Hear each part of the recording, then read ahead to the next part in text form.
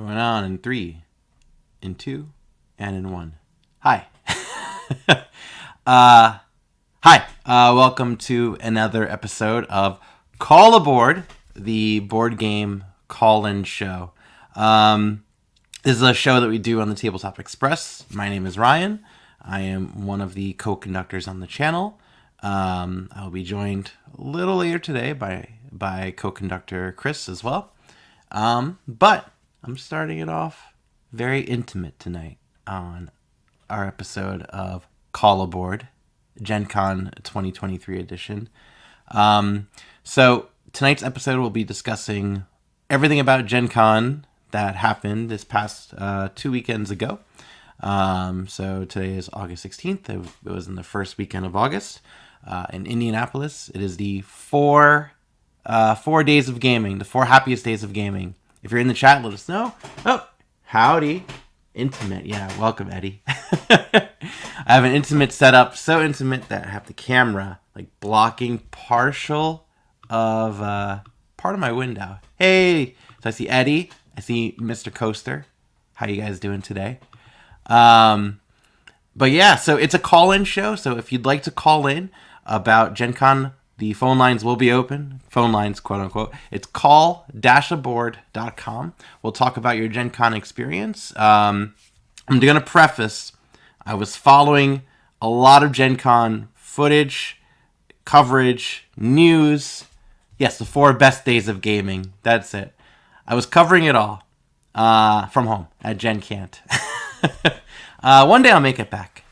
Last time I was at GenCon was my first time at GenCon, which was in 2016. But I do want to make it back.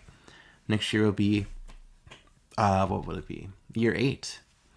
Barros is saying, we'll be joining you shortly for proper hosting duties. Also called 4 days of lining up for Lorcana. So we're for sure going to talk about Lorcana.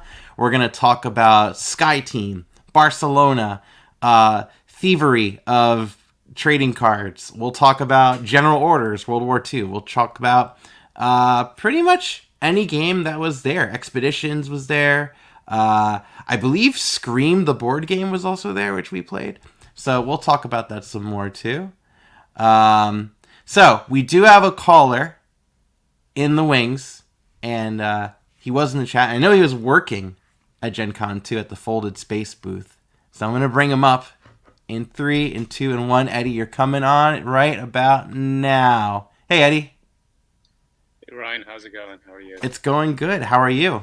Good. This is my first time on Call Aboard. I know. I'm excited. Well, you've been in the chat. You've been in our Discord. You know? Yep. And to be honest, I never knew this was even an option to join. So yeah, we'll be here.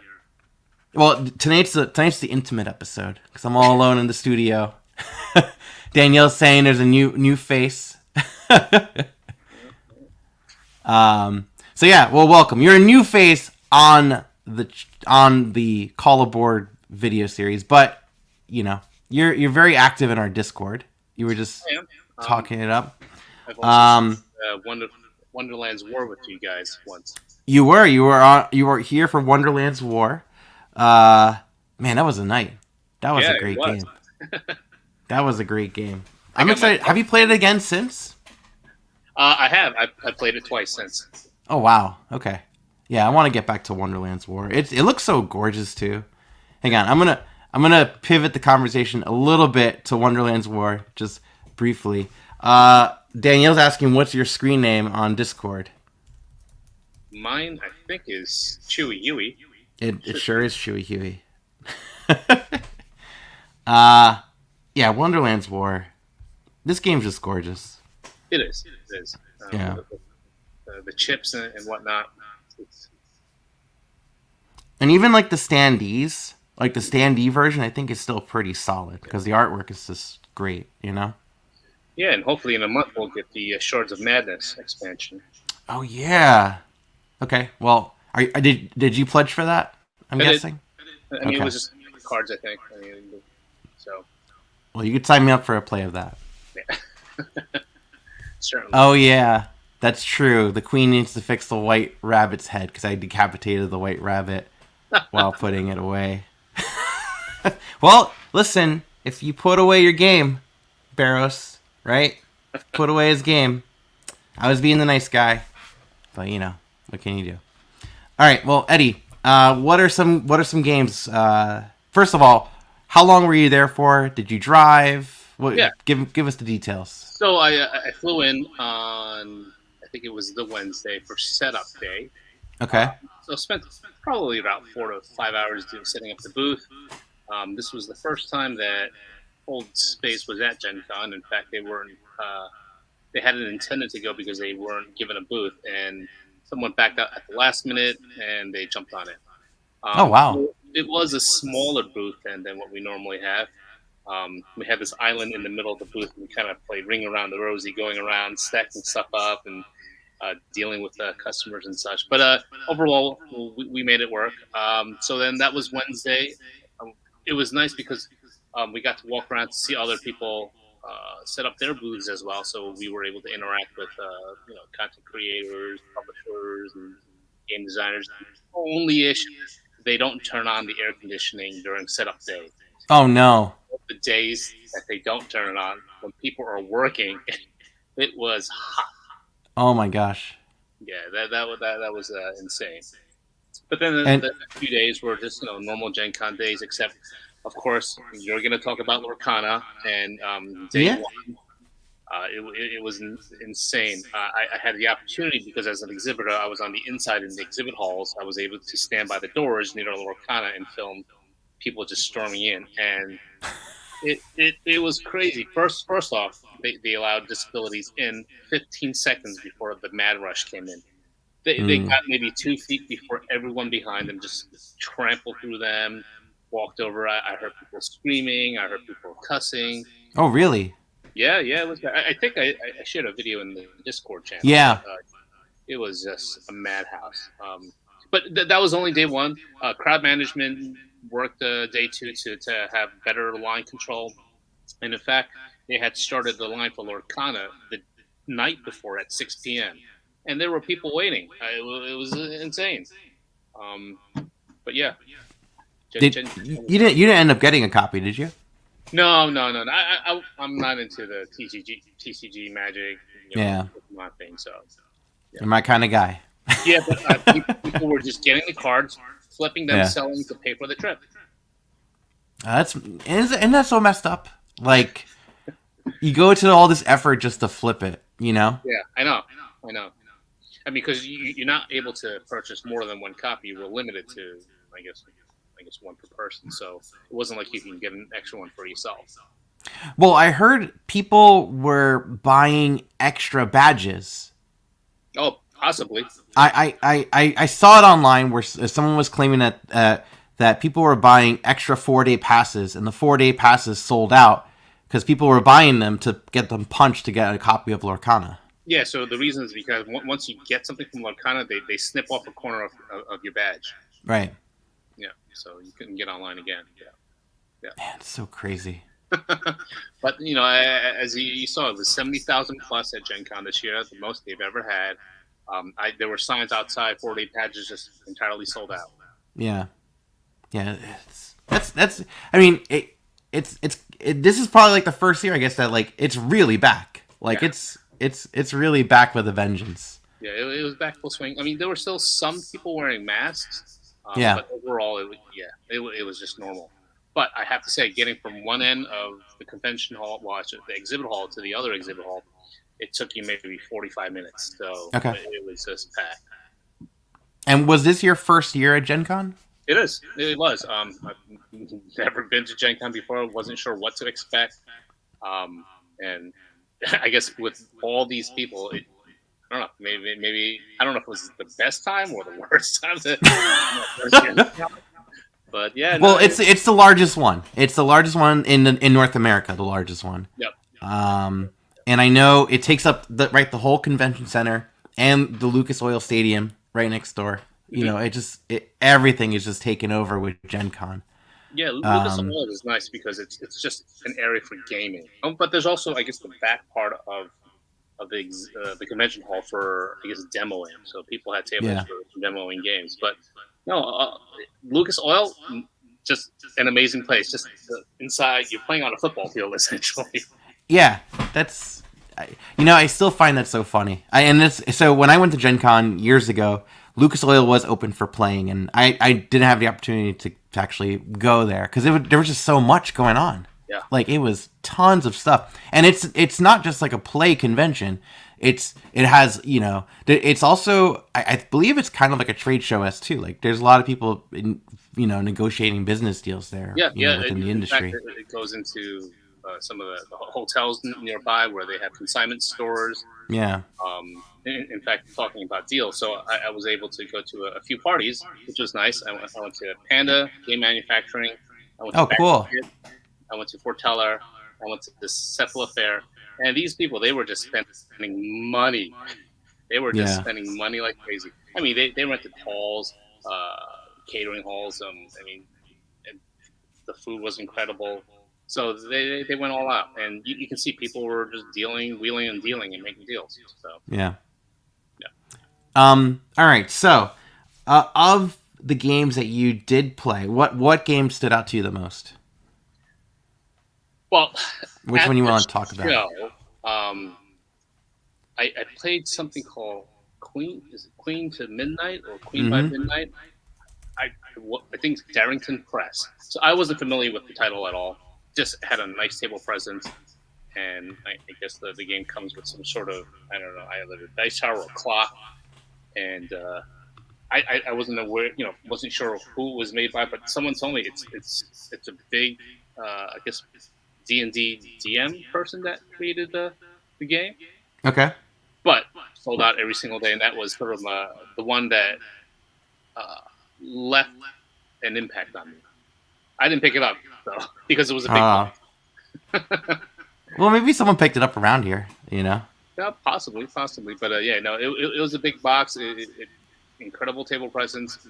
Mechanisms were nice. It was fun. I'm looking at it right now. Yeah, I saw people talking about this, right? The clock dice tower is over here. Yep. Man, that thing is gorgeous, though. I will tell you, the one game that had the biggest lines was definitely Sky Team for Hachette. Every morning, people ran straight to Hachette. They had to, I guess, have people wrap lines around the size of the convention hall for them. Yeah, Sky Team I definitely want to check out. I don't want to miss this. Mr. Coaster was saying that he's not sure if he'll jump onto Queen by Midnight, but the game looked amazing. It did. Nice boards, nice and thick. But yeah, they sold out of Queen by Midnight every single day. So a lot of the companies, what they did was they allotted a certain amount per day. So they didn't sell out everything on day one. So everything was spread out through the 4 days, which was good because it allowed people to try again the following day to get copies. Did you get a chance to play it at all? Sky Team, no. Okay. No. That was just, lines of people just waiting to try it out and demo it. Yeah. Right, because I believe it's a co-op game where you're trying to land an airplane. Yeah, it's 2 players. Yeah, 2-player only, landing an airplane. Yeah. And I'm surprised. Generally, 2-player games aren't as popular, but yeah, this one was... I wouldn't say it was on the level of Lorcana, but if there was anything aside from Lorcana, Sky Team was that. Sky Team was it, yeah. Yeah, definitely want to check out not Lorcana. I don't want to check out Lorcana. Sky Team I definitely want to check out. That's my one friend, Ian, who's been on the channel before. I asked him to check out 2 games for me, if you could take a look at General Orders World War II and Sky Team. I saw that. Yeah. General Orders was cute. It's not in a standard box. I wouldn't know how to describe it. It's not a cube, but elongated cube. It was not a big box at all. So I got to see the tables being demoed. Oh, okay, there you go. Yeah. Hand size. Yeah. It's big hand size. Box. It's good though. Yeah. We're gonna review it tonight. Now, David Thompson was there doing it. What's that? David Thompson was there. Yeah, David Thompson. Yeah, he was there. Yeah. Yeah, I saw that he was going to be there teaching how to play. All right. Before I let you go, is there any other game that you wanted to highlight before I let you go? The other game that I got for myself, I'm wanting to try is was it Tiger and Dragon from Oink? Okay. That seems to be a pretty popular one at the show. I haven't cracked it open only because I really haven't been able to unpack my luggage. So Let me pull that up. yeah, And did you fly? You flew home too? yeah, I flew home. Nice. Yeah, Tiger and Dragons right here too. It's not your standard Oink size box, much bigger. Okay. Have these mahjong tiles in it. Huh. Yeah, like 2023 edition. So this, I guess, is this like a reprint? I guess. Not sure. Or I don't know. It says release 2021. That's why I don't know. Yeah. Or maybe it's like the first time in the States. I don't know. Possibly. Yeah. Yeah. Cool. This was a FOMO purchase. Was it? Yeah, it was. I mean, I didn't know much about the game, but someone said, "Oh, there's a line for it," and I said, "You know what? Let me go get one." No, that's awesome. Oh, hang on. So Gabe is saying it's the first time in the U.S. Yeah. Okay. Yeah. Oh, and Nick's saying Tiger and Dragon rules, and it was a Japanese release. Good. Gabe, you ended up with it too? FOMO. Yeah. Oh yeah. So Mr. Coast is bringing up that he's assuming your bags made it back okay, because it was downpouring. Rain. Yeah, no, mine was fine. Yeah, I know there were issues with travel for the day of, after GenCon ended, because the East Coast had some storms, but I got it early, so I was good. Nick's asking, by the way, if you played his copy of Dice Throne Adventures he sold to you. Hey, Nick. How's it going? But I did buy some Dice Throne player mats. Nice. That's too funny. I missed one other one too over here. So Gabe mentioned about Sky Team. Could be pre-ordered before Gen Con, but then Dice Tower released their first impressions and hell broke loose. Of course. So Dice Tower effect. That happened to me in 2016 for the game they talked about that was their game of the con when they were there was Vast, the Crystal Caverns, which was like everyone's got to get Vast, and now Vast is Vast. I think it was more the novelty, but we'll see if Sky Team continues down the great path. I don't know. I'm trying to think of an airplane pun. It's not working. Whatever. Stick to the train ones. I'll stick with train puns. Yep. But Eddie, thank you so much for hopping on your first call. Yeah, thank you for having me. I don't know if anyone watched when I was trying to live stream GenCon when I was there. Oh yeah, so we were recording an episode on our Patreon podcast, and you jumped in to show us the floor. Yep, I had a couple of minutes, so I figured I'd try to stream that. That was really funny. Awesome. Anyway, thanks again, and maybe I'll see you for the next one when you guys talk about Essen. So. Oh, well, for sure, Essen. And also, we need to sit down to get that Wonderlands War expansion when it comes out. And sooner. We could do sooner. Yeah, and Thunder Road Vendetta. Thunder Road Vendetta. Sounds good to me. All right. Easy ride. Later, Eddie. Bye. Cool. So that was exciting. So Eddie, yeah, we played a bunch of games with Eddie prior to, because there's a local game group over in Bloomfield that we would play in, and he was a great guy, awesome.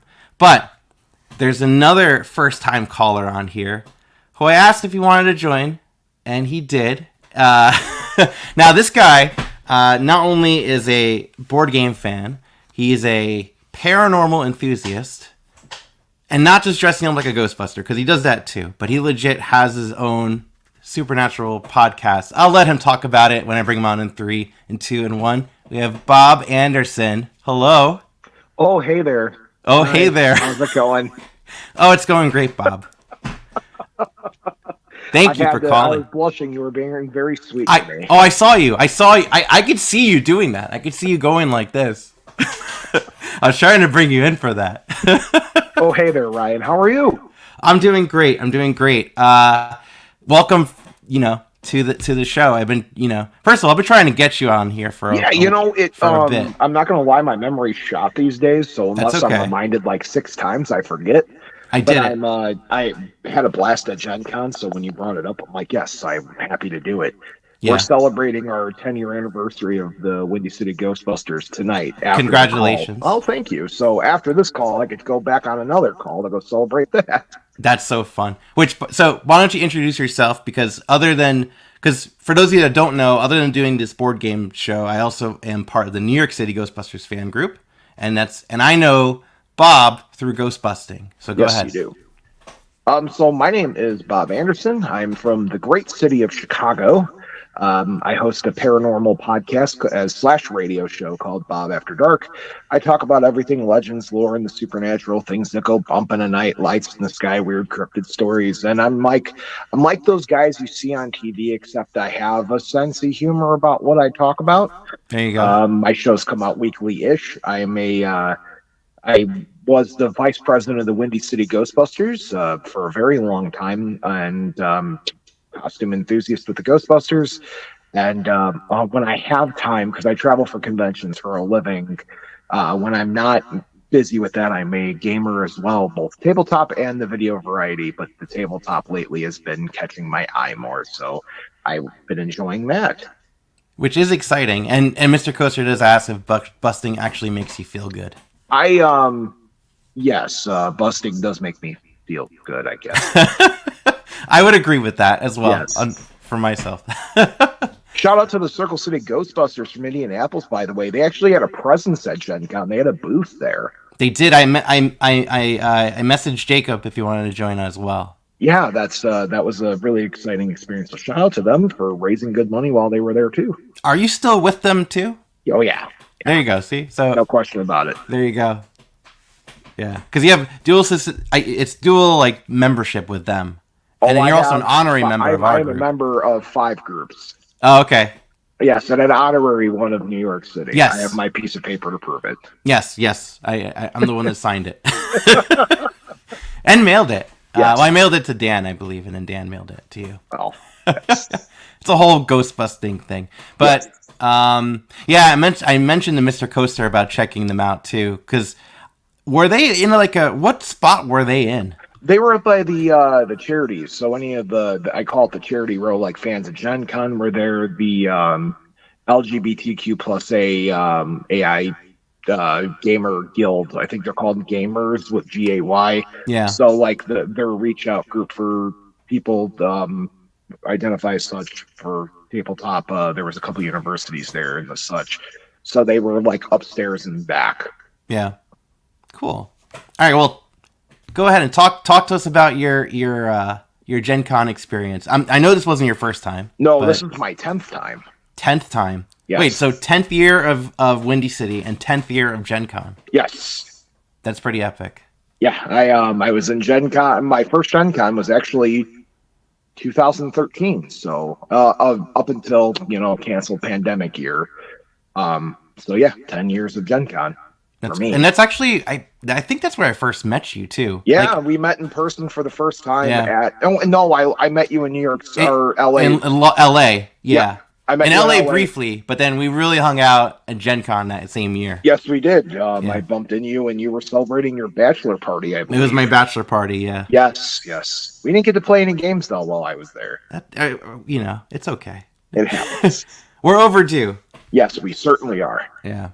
All right. So, what games would you like to talk about? What stuck out this year to you?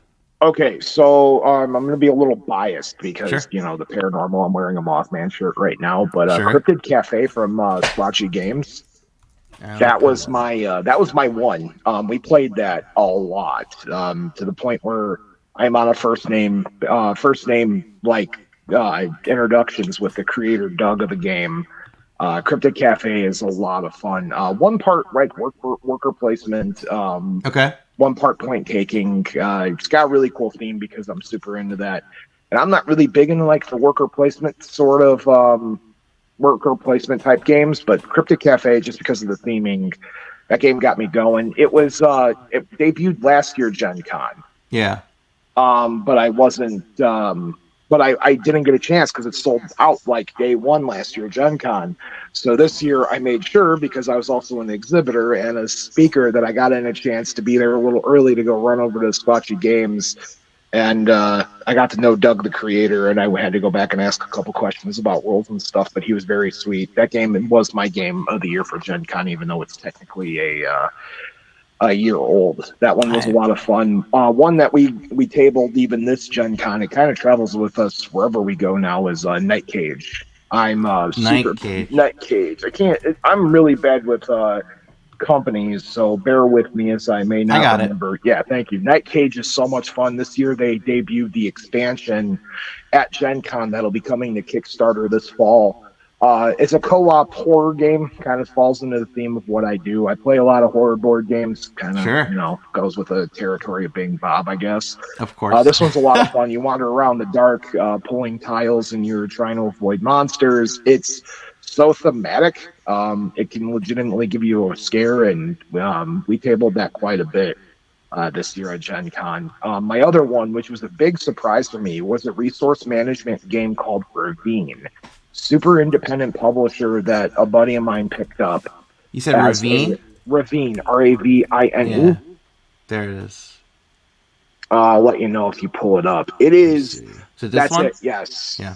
It is a one-part resource management game, one-part party game. You survive a plane crash, you and your party, and you have to bet your life points to go salvage like a deck of cards for resources to either gain food or gain resources to build a spear. And the whole point is to survive every day until you hit the rescue card. Okay. It's so strategic in a way, because I'm not really big into this type of game either, to be completely frank with you. Sure. But it's the way that they designed it is so much fun. It's very simple. It's not heavy. You could probably get a game in about 30 minutes. And we were teaching it, all throughout the night when we were at the JW Open Gaming area. We were demoing that quite a bit, and it was a lot of fun. There's also a role play aspect. Some cards will not let you move you'll get eat a poisonous mushroom, and you won't be able to move or speak. So you'll just have to stop what you're doing, and one other player may have to go over and take a look at your card and be like, "Oh nope, he's screwed." At one point, I was I couldn't speak or move, and my table mates decided to draw on my face with Sharpie. Yeah, so we played a lot of Ravine. That was one, and then Tapeworm. I can't think of the company of that one. It's the same company that put out The Binding of Isaac and Streamer Wars. It's this one right here? Yes, Tapeworm? we played that. The concept is great. The rule book was not so great. Okay. Did someone teach it to you at least, or? No, I had to go over there. I had to go to the company's booth the next day, because they were the booth behind me. Yeah. And I was like, "Hey guys, I hate to break this to you, but your rules are broken." And they're like, "Oh yeah, 100%. Here's the cards to fix that." Oh jeez. They forgot to give it to me. It's one part dominoes, one part snake. Okay, can't eat yourself snake. Yes, or you want to build points by being the longest snake. So Slither.io. If you get the updated rules, it's fine. But if you don't get the updated rules, you're going to have some trouble. We had to house roll things on the fly. Okay. Yes. And then I did demo Boop, but it was sold out and I couldn't purchase Boop.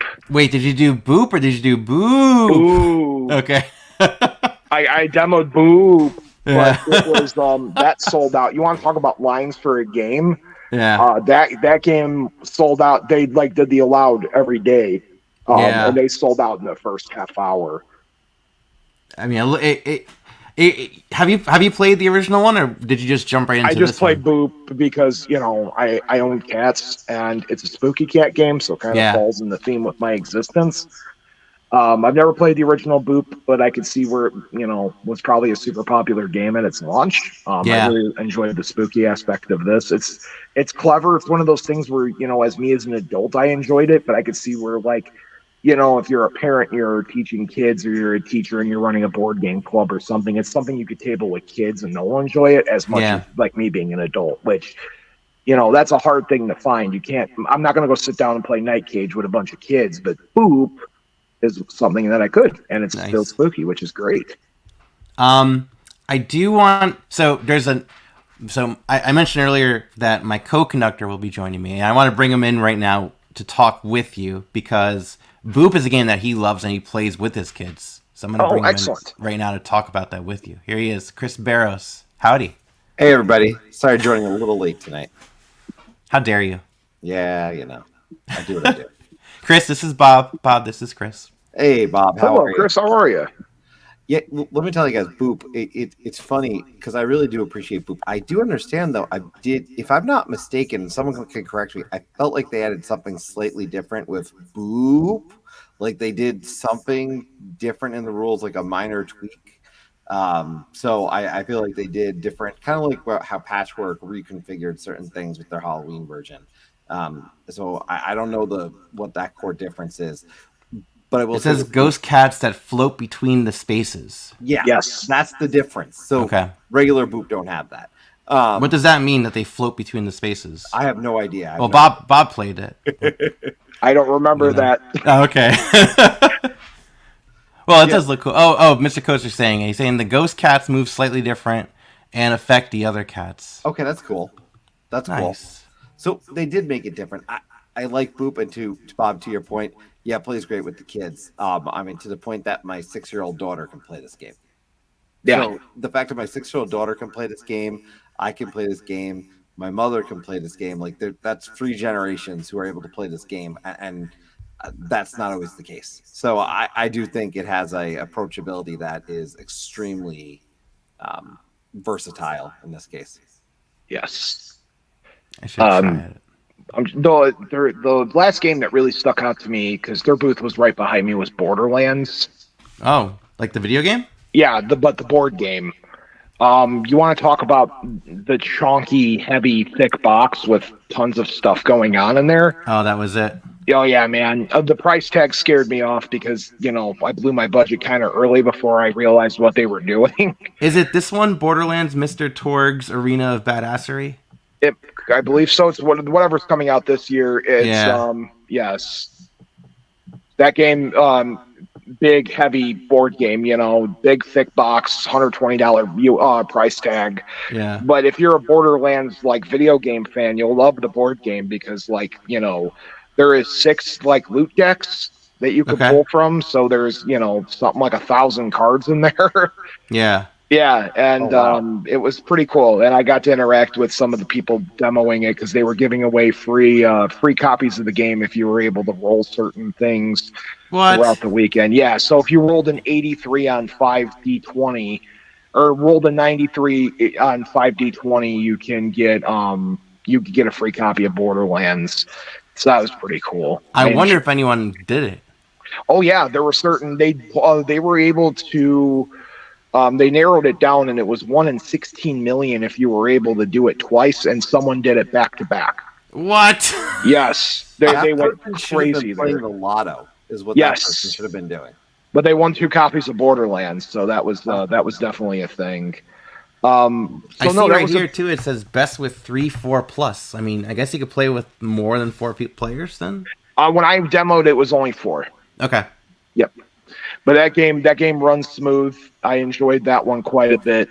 There's another one, and I can't remember the name of it. I tried demoing as much as I could because I also hosted a seminar when I was there, and I was vending. So as much as I could demo, I would. And then also being, curious about the Lorcana lines and kind of figuring out what was going on there. Oh, yeah. Yeah, that was... I've never seen something that major at GenCon before. That was wild. Yeah. My assumption is the 70,000 plus. If 10,000 people weren't there exclusively for Lorcana, I'd be surprised. Yeah. But the other one was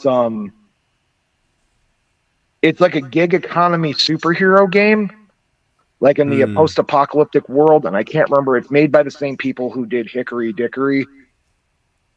I don't know. Okay, that helps. Maybe somebody can help me out here. Yeah. Well, we'll go to Hickory Dickory. And from there, we can figure it out. And if you're in the chat and saw this game, so Plaid Hat Games? Yes. Then? Okay. I remember I saw quite a bit about this leading up to it, just from some people doing previews. Freelancers. Freelancers, that's it, yes. Thanks, Eddie. Thanks. Freelancers is really cool. That game's going to, if it could pick up the steam that I think it will, that game could really change the way that like board games are played. Because the way they have it set up is they have like a gig economy app that you download and play along with the game. And if they take it the way I think they're doing, they could totally make like an ARG board game where it's an augmented reality where you're playing with yourself or with other people around and it's a board game. Yeah. So it's a really clever concept of like, you know, it's if you play like a Shadowrun in like a community and, you know, so this is kind of in the same vein where if they're able to kind of bring it where I could play with somebody from across the world and then come back in and I could go and play with other people. It's such a really cool concept. I'm really looking forward to seeing what they do with this. So those are like my big ones that I played through the weekend. So those are my highlights. You had an epic weekend. I certainly did. Yes. Did you lose your voice? Oh, I blew it. Yeah. Yeah. Yes, I did.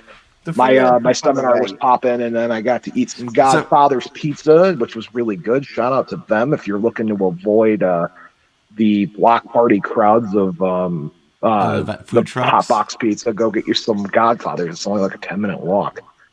I have to ask you something. Yeah, go ahead. I have to ask you this. Yes. Freelancers, does it just looks fun in what I'm seeing with the images? Like, does it have that?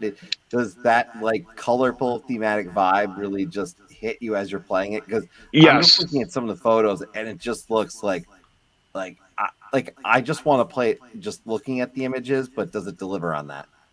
Yeah, that's what drew me in, right? Because you know, I don't spend as much time looking at like the GenCon previews as much as I should. So when I walk the floor, if I see a game that's either super popular, it'll catch my eye like Fire Tower, and I'm like, oh, what's going on there, right? Or in this case, I saw Freelancers, and I was like, oh, that's really cool, and the theming is right there too. I just see a card in here. I don't know how much of these are spoilers. I'll just say I see a card in some of the photos called Sir Croakley, the Frog Knight, and these things like this is, I don't know. This is delightful to me. We should play this. It says best with 6, too. I mean, yeah. Out of like 1 vote. So okay. It's Plaid Hat though. It's Plaid Hat and it's a Crossroads game. And I mean, Dead of Winter as a Crossroads game got me years ago. So you know, I would want to try this one at some point. This looks delightful. So I think we're gonna do a first. So Bob, you were the first, I guess, non-NYC Ghostbuster member to call in, because I believe Josh called in once. But we have another Ghostbuster on the line who spent some time with you as well. And I'm going to bring him in on this too. We're going to go... Sorry, we're taking over. This is not a Ghostbusters episode of Gen Con 2023. We're going to bust out the IGN Ghostbusters board game? Oh, I hope not, right? All right, well, in 3, in 2, and 1, we got Jacob Bartlett. Hey, howdy. Howdy. Oh, hey, Jacob. We have to be on a call together soon. Yeah, I can wait. Jacob, Chris, Jacob. Introduce yourself. I am Jacob, and I am a member of the Circle City Ghostbusters. We were at Gen Con this year. We had a table in Community Row for the first time, so that was nice. How was that? It was really, I didn't know what to expect kind of going into it because, I mean, I don't attend Gen Con very often. It's just a little busy for my taste. And I had no idea what Community Row would be like. It was pretty steady. It was a nice crowd. And we ended up raising $1,400 for a charity called Indiana Youth Group. So that was awesome. That's fantastic. Yeah. What was one, I think the charity work that all your organizations do are fantastic. I get to watch from afar and watch this, and it's always enjoyable. Obviously, I'm very more so with the New York City Ghostbusters, but I've seen all what your organizations do. It's very cool. This Gen Con experience, just the fact that like booking it and all that, what was that experience like? Because we're hearing just how crazy it was. Like Gen Con was back, was kind of that conversation you were having earlier, Ryan. Like this was a packed house.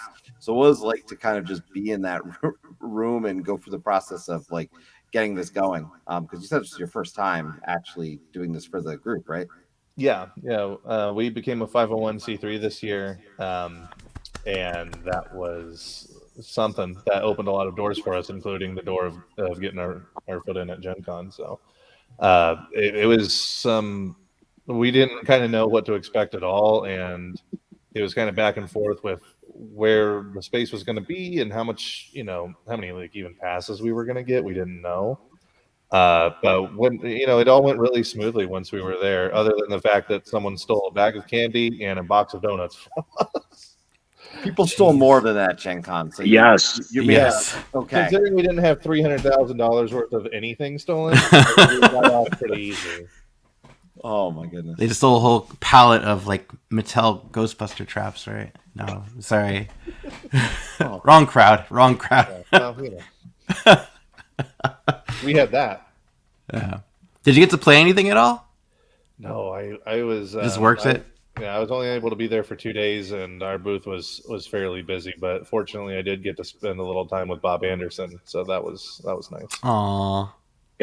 It's not that special. I'm not that special. Jacob's the real hero. I'm spending time with me is nothing special. Is a highlight? Stop. Don't make me get gushy. Yes. No, but Gen Con was an absolute blast. And yes, I did receive my Mickey Mouse promo from Gen Con for Lorcana. Oh, you did? Yeah, I sent it to get graded, and I will proceed to sit on that for about 10 to 15 years. Oh my goodness. You're set, No, well, that was the hype, right? I didn't want to wait in line. And I got very lucky because I overheard somebody chatting to Rotherberger, like employees chatting before the con hall opened, saying that they were giving away the promo cards at the retail booth in the convention center separate, like in the demoing room. Oh. And I was like, so all I have to do is spend $25 and I get this card. So I went over to their booth, waited 5 minutes in line, and got the card. And I was like, so you guys giving out any other exclusives at your booth, or that's it? And they're like, nope, this is it. Everything else will be available in 2 weeks. And I was like, so everybody here is buying this game that's releasing in 2 weeks? Yes. And this card, this Mickey Mouse card, is the only thing that's exclusive? Yes. All right. Thank you. And then I walked away questioning a lot of people's sanity. Yeah. Because people were lined up for 16 hours for that card game. Yeah. Well, I don't know if you heard it earlier. They were saying that a lot of people are just selling it on eBay for like hundreds of dollars. And somebody sold that Mickey Mouse card day one for $1,500. Oh, what?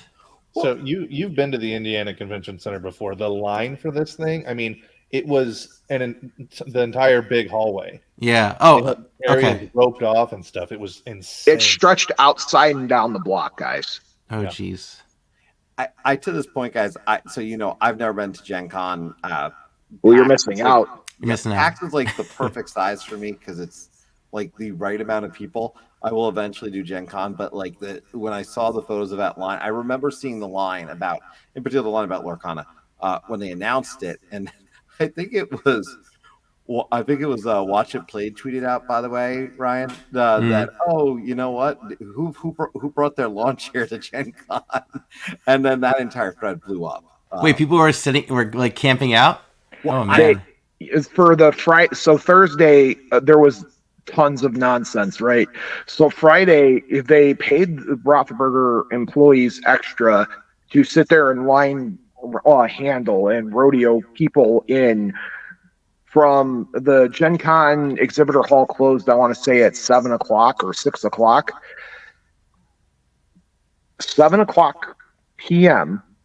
to 10 o'clock the following morning when the Gen Con vendor hall opened, there was a line for Lorcana. Oh my gosh. So people were sitting in line in sleeping bags and lawn chairs at GenCon for this card game. So the local Walmart / Target got some people going to buy lawn chairs, clearly, because I know people packed lawn chairs for this. Oh, like to fly it in? Yeah. Yeah, I flew my lawn chair to get Mickey. No, it's crazy. I appreciate that firsthand experience, because again, seeing those photos, we had Eddie on earlier, which was great to see. I have to say, I wish I was able to jump on sooner. But he could call back if you want. Yeah, but to hear about that experience from everybody, I think that's one of the most fun pieces about this. That's crazy. I saw the video though, because Eddie was on earlier, obviously, and posted this video, and we saw what it looked like the swarm of people. But what I noticed, and I got to ask you guys this, when you did walk around though, it didn't seem like it was crazy all over the place. Like it seemed like yes, there's a lot of people, but like it seemed like a lot when Eddie was posting. Eddie though was pre, so like was it constantly at Gen Con when you're going through this from an experience perspective? Like, are you constantly like crunched next up to other people, or because it's stretched out so much, is there a lot of walkability? I'm sure Jacob had a different experience because he wasn't like in the vendor hall specific the entire time. Because I was in the vendor hall, I will tell you that it was your standard like busy, Saturday night New York Comic Con, right? Pretty busy show. But the fact that they extended the con so much, it takes over the entire convention center. Every room is dedicated to Gen Con, so it's comfortable. It's busy, but it's not overwhelming. Got it. At any time there's people in the demo hall, or they've extended, free play even at the mall now. There's so much going on that 70,000 people. Yeah, there's a lot there. And if you're in line for, Lorcana, or there was another game called Sea Glass that was super popular in front of me, that people lined up for that like the second the Gen Con doors opened. If you're in line for that, it seems a little claustrophobic. But other than that, are you thinking Sky Team? What's that? Sky Team? Maybe. I don't know Sea Glass, but Sky Team I know is pretty popular. Yeah. But go ahead. Sorry. Yeah. Sorry so like that was so if you're in lines for stuff like that, then you're feeling the con crunch. But other than that, it's busy, but everything kind of moves along. But I will tell you that it hit me that it was so busy when they sold out of the refillable cups. I have never seen that before in my Gen Con career. Like the refillable sodas kind of thing? Yeah, so Gen Con every year, ICC and Gen Con team up and they put out these plastic cups. Mm-hmm. And you pay like $15 for it, and then it's $1 refills all weekend. Yeah. So I've never seen it where they ran out of those cups before. That was a new one for me. By the way, I will note, I looked up Sea Glass. It clearly wasn't Sea Glass, but there was a game called Pebbles, the Sea Glass hunting game. Oh. It's a 5.0 on BGG. And it's a game of competitive hunting for sea glass on the Seaham Beach in England. What? So there is a game about sea glass on BGG. So there I could be wrong, but no. No, it probably was what I think it was probably Sky Team. Yeah, it must have been. I'm guessing it was Sky Team. But the fact that I'm more so laughing that there is a game about sea glass, but there's a game about everything, I guess, at this point. So there is. So there we go. Oh man.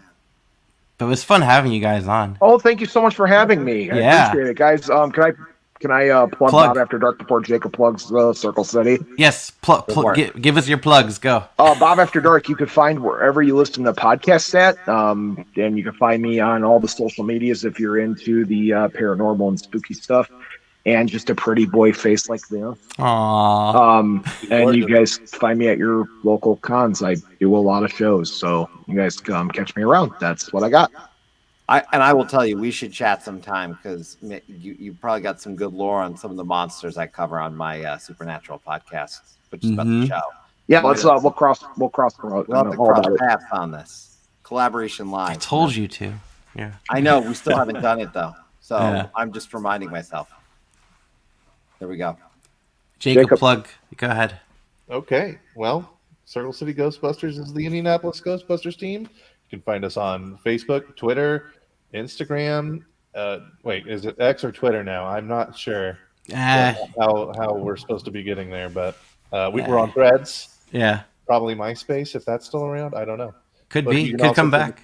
You can give us a call at 317-983-2368. If it goes boo, we know what to do. Oh, jeez. That, by the way, that is a real phone number. If you want to drop it in the chat, definitely do, because it is a real phone number you can call. Which is it's really funny to call. You should try to call if you're a fan of Ghostbusters. For sure. Yeah. All right, guys. Thank Well, you so much, guys. We appreciate you. Good to see you guys. See you on the other side. Bye. Oh Cool. man, good stuff. See, we got a Kyle Rowan in the chat, by the way. Hey, Kyle. Speaking of busy. Ghostbusters, then yeah. I mean, good. If you think about it, it's a perfect segue. It's really Kyle was busy, by the way. I saw those photos of Kyle. Kyle was busy demoing throughout Gen Con, I know. So busy man with Kickstarters, Gen Con, all that. He just hit a milestone on the Vagrant Song expansion Kickstarter. I saw that. 1313. Yes, I saw the X. Or what am I supposed to call it? Just call it Twitter. It's twitter.com still, so I'm still calling it tweet. Yeah. Like I'm when he starts calling it x.com and someone mistakenly types too many X's, he's going to be in trouble. So. I have the app on my Mac, and it's still called Twitter there. So. Oh, Mr. Coaster, call-aboard.com. Oh, it's call-aboard.com. Oh, Drop that in the chat. Playing? I can't tell if he's playing because it's also in the video. What? It says it in our video. Oh yeah, up top. I don't know if he could be. I don't know. He's got a good sense of humor there. Remember the hyphen. There it is. I did want to tell you the one thing. I did watch this from afar, and I watched people post photos of it. And it's not a game I'm rushing out to get, but I would not die to play, but like I'd really love to play. I want to see what Forbidden Jungle by Game Right, how well that plays, because I always like that series, except for the third one in the series, the latest one. Desert, right? Yeah. No, Sky. Forbidden Sky is the Forbidden Sky. That one didn't do anything for me, but this is one that I was watching people talk about, and so yeah, You're not an idiot. You're not an idiot. It's all good, man. But this one, looks interesting to me because I do love this world. It is the rocket ship from the Forbidden Sky one. Yeah, they all connect to each other. I mean, if you think about it, I'm pretty sure you just keep escaping and going to new places, and it's kind of, I kind of feel bad for the characters. These are like the worst explorers ever. Like, how did they get into these predicaments? So they started on an island, then which is flooding, right? The island is flooding. Desert. And then the desert was like covered up in sandstorms. Forbidden Sky, I don't remember. It has a cool toy. They found the desert. They escaped the sand, and then they went. Like, I never want to see water again. And then they go to the desert. The jungle. Yeah, there we go. Oh, they're moving through a shifting jungle in search of a portal towards home. Maybe this is where they get home. No, this. You know what this is? This is like sounds like the TV show that is slipping my mind, where they never figure it out. Gilligan's Island. Well, that's one of them. Yeah. Chewy, by the way, saying he played it and he watched the Matt Leacock demo it to a friend. Oh, so cool. It sounds like it played very well. That's good to hear. I'm intrigued. I want to play this. Just see how they did with this one. So Forbidden Jungle. Yeah. We did also, I will note, and of course, if anyone does want to call in, call-aboard.com. Please remember to include the hyphen to make sure that it loads up. That feel free, of course, Mr. Coaster. It's my Spider-Man reference. Whether we went to Gen Con or didn't, if you attended GenCant and were just watching from afar like us, that's okay too. We're all right with that. I had a good GenCant. Yeah. We got lucky because we got to play now, and I know we'll talk about one later, so I'm not going to talk about it now because we are going to review General Orders tonight here on the channel. But we did get to play Barcelona. We played that on this channel, and I know that was really popular at Gen Con, so that was really neat as well. So we'll have to talk about that a little bit, but I think we need to take a detour from this conversation because we have. I always think PAX Unplugged at this to our great experience of our first time face to face with this caller. Oh, when we were at the hotel? We're sitting in the hotel. We're killing time at the hotel. We went to another hotel to their bar. We went to another hotel to kill time while we Yeah. waited to go to a restaurant. And I turn around and Ryan goes, "Wait a minute, isn't that Mr. Coaster?" And then I'm like, "Oh yeah, that is Mr. Coaster." And there It he is was. Mr. Coaster. So there he was, and there he is. We're gonna bring Mr. Coaster in now. 3, 2, 1. Here he is. Hello there. Hey, What's going on? you made it. I did make it. It's good to see you, man. How's it going? It's going pretty good. Going pretty good. I gotta tell you, had a great video kind of showcasing the Gen Con experience from the floor, from your perspective. It was just so well done. You always make great videos, recapping your travels, but that video in particular, you had shared that on our Discord, and it was so neat to kind of see that all. I think we saw some people saying, I feel like I was there. So thank you for doing that, and thanks for giving some of us that perspective, because again, big event. So I feel like it's neat to be able to provide that experience for people. Yeah, it's a lot of fun, and I like doing it. I feel like, should I go and not do any of that? And then I think, yeah, but I enjoy doing some of that stuff. I enjoy doing the coverage and stuff like that. And it is nice to get a couple of people saying, wow, this basically encompassed what Gen Con was. Thanks for doing this. So yeah, it was really cool to share it and just let people see who either aren't going to go or don't get to go yet or whatever, just kind of explore what it's all about. Yeah, I loved watching your video of and it was cool because it's exactly does feel like that. Like you're very much, when you're watching it, you feel like you're there, So it was really nice to watch because I couldn't make it this year, but it was nice to see what was going on the floor, and so I appreciate that you put the effort into making it, because it does show. Like the quality is fantastic, and it's just a great just coverage of multiple days of GenCon and of all the conventions you go to. Oh yeah, you do this at every single. You came up behind us. I remember. I was excited when the second time we saw you. I think at Last PAX Unplugged when you came up behind us. Like there's an excitement, I think, in when you get someone capturing as well as you did. But you have fun with it, and that shows. And I'll let people know, by the way, that if you check out Mr. Coaster's stuff, he has these great videos of all his travels. It's not just board game stuff, so I highly recommend people check it out because he does a really good job with all of it. Travels, I think I've seen your Disney video, all the different trips he takes, so highly recommend it. Oh, thanks. Yeah, it's definitely a lot of fun, and it even got one of the Dice Tower guys comment on the video and says, hey, you covered all the food truck stuff. I didn't even get to see it there this time, so thanks for covering that. And nice. As soon as I got out there the first day, I said, okay, I can't come out here, now I'm going to lunch every day. I'm just going to have a 5-minute block of just, here's all the different kinds of food trucks that was offered. Here's just a barrage of food on site. I didn't even cover the restaurants. I mean, I ate at a couple restaurants a couple blocks away. I didn't even bother with that. I was just I'll just do the stuff that's right here, the food truck, so you can see that. But yeah, it's fun to do all that.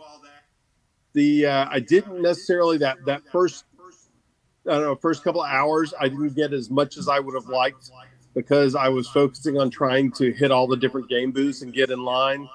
I got a little bit of that with World Wonders, but mostly I was running to one place to the next, carrying bags of games. And so after that, I was like, okay, I bought all the games heavy right off the bat so I can get rid of them, put them aside, and then I can either just go around casually playing games, demoing games, shooting video, chatting with people, things like that. What stood out to you? Because you are very good at getting in a lot of games. I find Well, you said World Wonders. Yeah, you said World Wonders, which I heard a lot pull about. That up. I heard some good things about this one. I have not played it yet, but I knew that they had a limited number of copies. I think I'd heard initially 250. They eventually said it was 500 copies, but they were going to do it all at once. A lot of the publishers kind of broke it down with a little bit of release each day. But Arcane Wonder said it's all coming out this morning. Get Oh, it wow. or don't. So I got in line for that right away, and I waited a while. The line wrapped around the booth twice. I saw that in your video. It was not easy to find, but they did kind of manage where it was. And eventually I got a copy of that. And then I just started making my way through the con. All right, let me see what else on my list. I made a phone list of games I wanted that were a priority. The name of the publisher, the booth number, the booth location, what aisle is it in. And I had that for all the games so that I went to Arcane Wonders first. I got that. I was like, okay, what else is close that might sell out? And I was able to just kind of work my way across the con, picking up the stuff that I thought might be hottest or in shorter supply. And I was able to get most things I wanted the first day, with the exception of Sky Team. I had to come back Friday, and then Saturday I finally got it. And there were a couple things I wasn't able to get. They just didn't have enough of certain things, but it worked.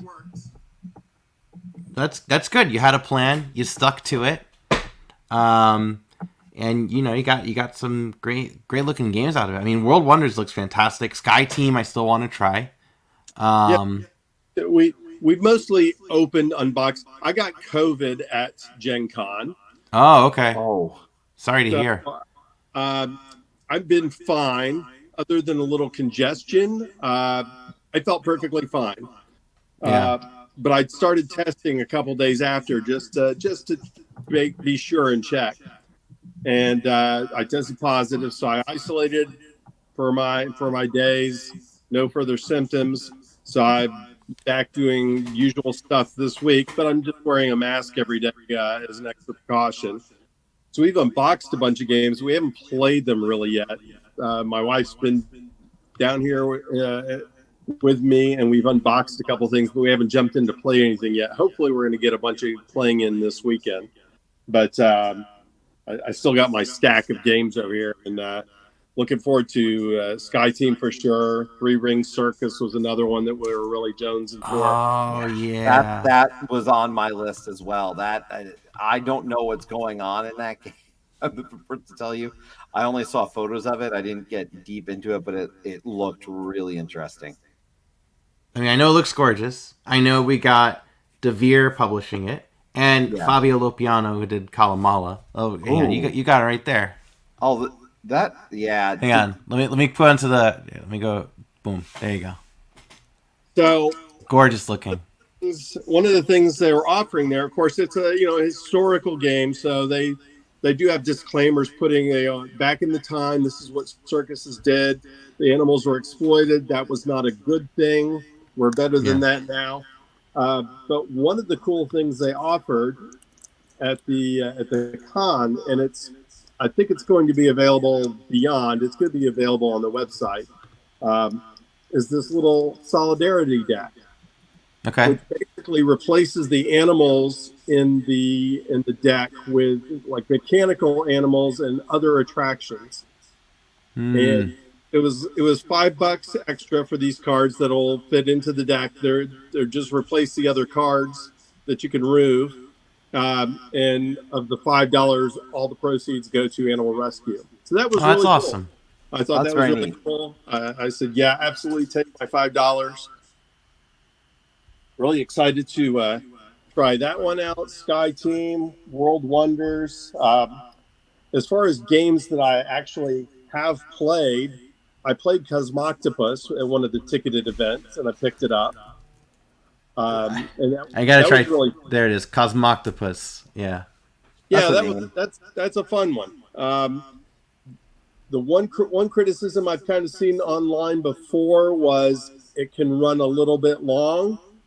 And at the ticketed event, I played the ticketed event, I think on Friday, I think it was. Or no, actually, I think it was Saturday. And they started us out with 3 tentacles because they said it had been running kind of long with 4 players, which is kind of what I'd heard. So we started out with 3 to kind of get us going. and that made a big difference. I think it's a variant in the rule book, but if you're playing it more players, it's probably a good idea to start with a couple of tentacles already. You don't have to get all of them. I think at 2 players it seems to hum along pretty fast. But I like the retro sci-fi look of the cards. They're really cool. Fun game. Fairly easy to pick up. Pretty fun game. The other one I played a few things, but I also played Planet Unknown, which I know is not brand new. It was new last year. Yeah.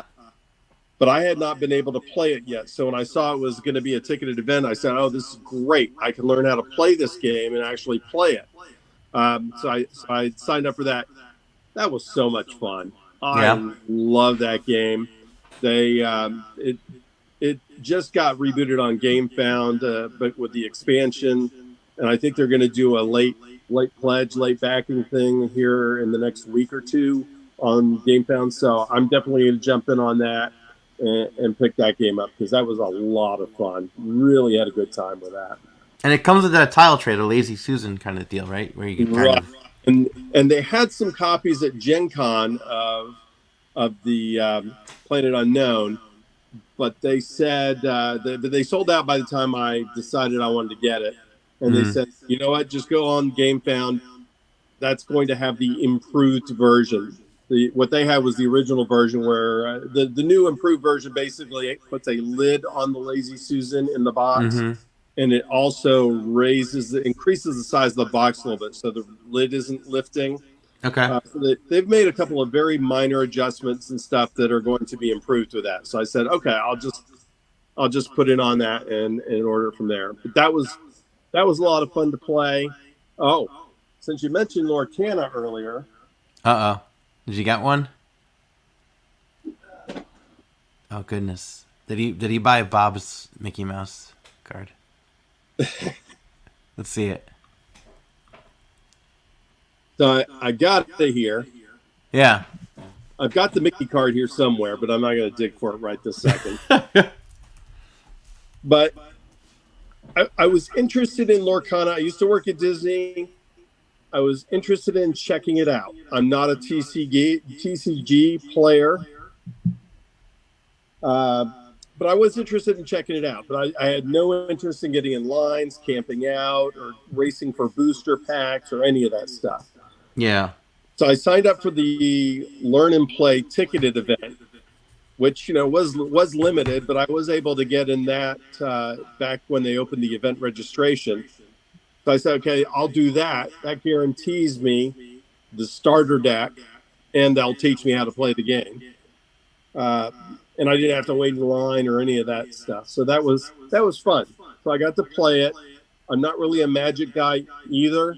My opponent was a Magic veteran and also had stood in line. He got starter packs and boosters and stuff. And so I was like, well, he's either going to be nice and teach me or he's going to destroy me to make a point or something. But he was a super nice guy, and he helped me along. He did not obliterate me. He helped me along, told me what I could do. And so it was a really cool experience to kind of figure out the game. My opinion, Yeah. I'm not. It's fine. The cards are pretty and stuff like that. But yeah, I have no interest beyond. I checked it out. I got a copy, but yeah, that's not really my thing. I'm not gonna jump into TCGs now all of a sudden because of that. So it was cool to check it out. It was cool to observe the madness, the hysteria going on over a couple of days. But the game itself, not really that much for me. But if somebody wants to make an offer of $1,000, I'm happy to ship you it. Could you see Lorcana being successful with kids?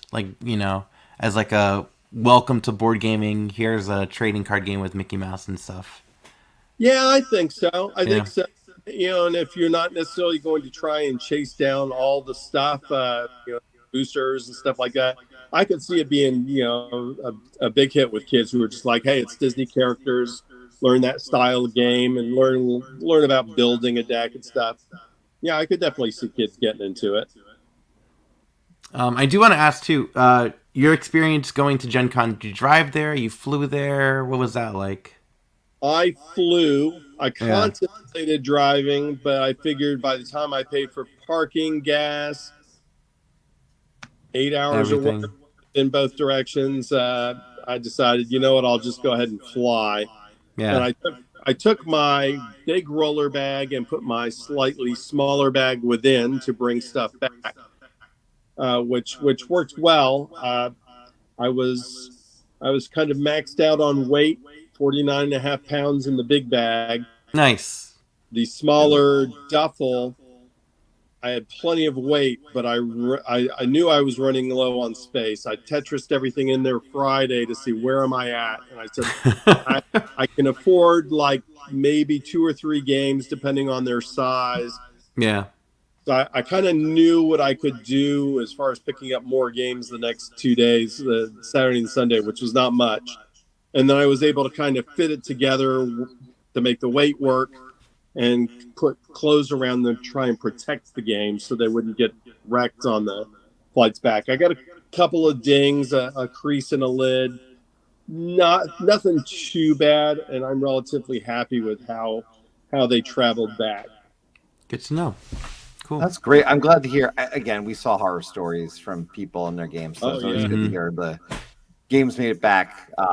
Great for those folks that we know, and obviously, I feel for all the people who had damage. I mean, it's one thing for the box be damaged, but I was hearing stories of like just the game being basically ruined. Yeah, like luggage covered in rain. Ugh, gross. My bags were damp on the outside. Yeah. But they clearly didn't sit out long enough to get like soaked through. I had some stains at the top of one, and that they were slightly damp on top. So I'm like, okay, nothing got soaked enough to get soaked inside. But like, okay, this was clearly some good coverage here because the jeans absorbed whatever moisture was getting through. Yeah. All right. Well, no, and as always, it's great to see you. Thanks for giving us your experience coming here to talk about Gen Con. Obviously, can you let people know, though, where they can find you? We told people earlier about your videos, but I know that you do put them out from all your travels, so it'd be great to let people know, hopefully, where they can see more of your awesome stuff. Sure, on YouTube, Mr. Coaster 1, Mr. MRCOASTER 1, and I do the travel trips that we do, cruises, things like that, but also try to find like interesting things, weird things, unusual things, museums, things like that. And certainly anytime there's a sci-fi con, a board game con, something like that, I like to cover that.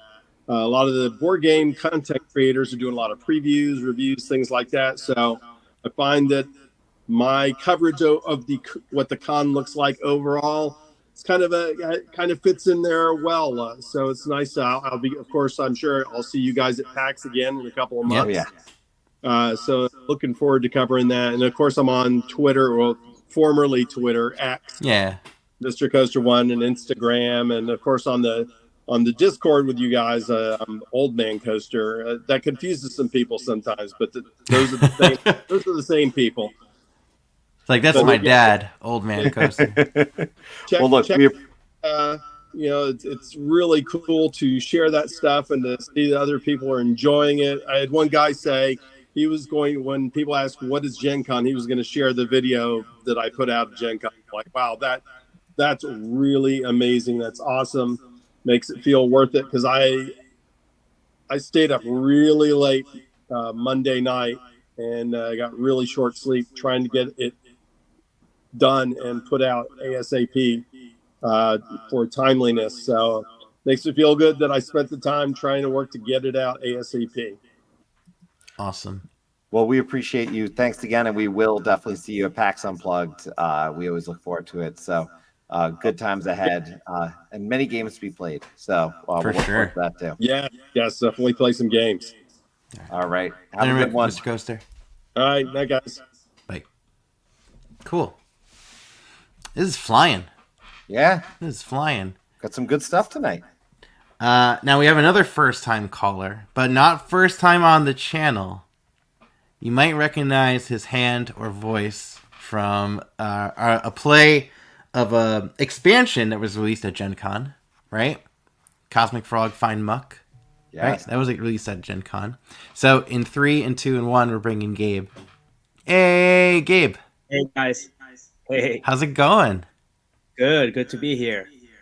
Welcome. Welcome, first time caller. Been egging you on, and here you are. This is exciting. Just a lot of first time stuff. Remind everyone, I won that Cosmic Frog playthrough. You did. All right. You did. So just remembering. You're right. You're right. Sorry, hang on. The champion of our live stream of Cosmic Frog Find Muck is right here. There we are. And I do have to say that, like GenCon, I tried to get the expansion, but it was out. What? The expansion was sold out? Yeah, like when I went there, like on Sunday, that I tried to get the expansion, because prior to that I was waiting to get retail, and it was sold out on Sunday. Oh man. Yeah. I know there's. I know people who were fans of that game were excited about it, so it doesn't surprise me because I don't know how many copies she had. I really don't know off the top of my head. What are you talking about? Oh, for Cosmic Frog. Cosmic Frog. Yeah. I don't know how many copies were brought. You know what I mean? Like it was. I don't know how much Jenna had. Yeah, I don't know either. But I know they were signing the copies, and again, I'm waiting until Sunday to get them, and like I missed the train there. That's okay. Yeah. I mean, the good news is, Devious Weasel, they're there every year. Yeah. Look at that rating, by the way. Oh yeah, I rated it pretty high. Pretty high. Pretty high. Oh my goodness. What stood out to you though, Gabe, from Gen Con this year? Because outside of looking for some from Muck, the Muck search obviously failed, but what successes did you have in the game category? Well, first success was the shirt. Hang on, wait. Hang on, let me bring that up. Bring that up. Is that a Gen Con shirt? Yeah, Gen Con shirt, and that was. So I wasn't planning on buying anything, but I saw the line that was Wednesday morning, right after I got the will call. Mm-hmm. The line was crazy, and I was with a friend of mine, and we're like, we need to get into this line and get whatever we decide to get right now. And that was the best decision ever, because like 2 hours later, I don't know, like large, extra large, they were all sold out, and I was like, great. That was the best purchase of Gen Con. Nice. And then to be fair, like I tried to get some of the hotness. So the first place I wanted to go was like Arcane Wonders to get I think Gold Wonders. Because I knew like Paul, like another friend of mine, I guess you guys may know him. He's in the Discord, I believe too. He went to get Great Western Trail. Okay. For the board. And then I had another friend going to get like Age of Innovation. So we're trying to like divide and conquer. But as soon as I got to Arcane Wonders and I saw the line like twice going to the booth, I said like, no, I'm not waiting here. I'll get these in retail. And then I just continue walking. Yeah. And as I was walking, this is actually like interesting because I saw a lot of commentary on Lorcana. Yeah. As I was walking, I was just like kind of like going through the stuff and seeing, lines, and I didn't want to stop in line. And I was heading to the Queen Games booth just to see the new like CD collection releases. Yeah. And I got to see like the crowds just piling up on top of Ravensburger booth. That was just crazy. Yeah. That was like literally like 10:20 a.m. when they had just and I was like, yeah, that was just crazy for me. But it was a great experience. Wait, quick shout out. We've got a David Thompson in the chat, so we'll make sure we say hi to Dave. Hey, David. Looks like he's got the kids back to school. Oh my goodness, back to school. Oh, and it's perfect because I have this right here next to me. There it is. Yeah. We are going to talk about that a little bit later for sure. I know that obviously that was a big That was I think there wasn't that many copies at Gen Con of that one, so those flew. Yeah. Those flew quickly. I'm glad you got a copy, thanks to Ian, at least I should Lucked say. out. Yes. Well, Yeah. hang on. Thanks to Gabe for hauling it back. That's right, Gabe. Right? Yeah. I don't know if that was my car. I think maybe, I don't know, Ian will know better, but I brought 2 huge bags for Ian. Yeah. And I brought a lot of stuff for a lot of people, but like Ian had literally the 2 biggest bags behind my car seats. And yeah, it was just like huge. So maybe it was there, maybe not, but anyway, We're guys going to are give you the welcome. credit, Gabe. We're giving you the credit. Yes, Gabe. Thank you, Gabe. You're very welcome. Which, right, wasn't it a harrowing tale of really scary weather conditions driving back? And It was like, I have to say, this was the first time and last time I do something like that. I definitely wanted to. Yeah. I definitely wanted to drive there. Doing that alone is definitely not recommended. But I definitely wanted to go to like the Midwest and check like Ohio, like West Virginia, like the states. Yeah. I don't know, just as an immigrant, you want to see what happens in other places that's not like New York, New Jersey, Connecticut, kind of like the tri-state area. So that was like really cool to see like other places of the U.S. But I would never do that again because on the way back, I got 2 really, really bad thunderstorms. Like one of them was in Ohio, and the next one in Pennsylvania. I was like, I could not see anything. I was driving and I was hoping that the car in front of me was just gonna put a hazards on because it was like literally like white, crazy. nothing else. But it was, you made it back. Like, you made it back. And yeah, we appreciate exactly. you and I made delivering the the cargo. Yeah. But I did play the like general. I think it's general orders, right? Yeah, I'll pull it up. Yeah, we did play that. Like the other person who played with me, like he loved it. He wanted to buy like at the spot, and I know that actually David, he was like teaching maybe a different table, and then he came to us and asked how the game was, and Paul like he was in a different type of like love. He just loved the game. It was amazing. Yeah, we've had a chance to play this, and like we said, we're definitely going to drop a review later. But the one thing that I was taken by, I said with this when it got delivered back to Brian, is just the size of the box. Like it's exactly what it needs to be. It fits, like which you don't see with games all the time now. So I just have a genuine appreciation for that. I was looking at. I forget which game it was, but I was looking at a game today and realizing the box could be half the size. And just like I'm sitting there thinking, you have a whole separate card holder in this thing, but I don't need to put cards in it because I can put cards all on the one side. And I haven't seen an expansion for this game in 2.5 years. So what's the deal? Like, unless you're giving me an expansion to put the stuff in. So I appreciate that aspect of it. But simply, it was smaller than I expected. I remember I came in, Ryan, and you're like, hey, I got it. And I was like, that's it? That's the size? Like, I think I expected bigger because I'm so used to. Here, first scale, this size. Yeah. Yeah. It's cute. Yeah. But I'm so used to like Undaunted. But even then, that's not crazy. I mean, yeah, it's larger. That's not crazy large. Yeah. But my point is, I think expected bigger. You know what I mean? Yeah. That's so. Yeah. No, I get it. Especially nowadays, like we're, like I think games that focus on, for production at least, to really make it as minimal as possible. Instead of like trying to bling out the components, avoid the plastic and focus like on the cardboard and some of the essentials and stuff.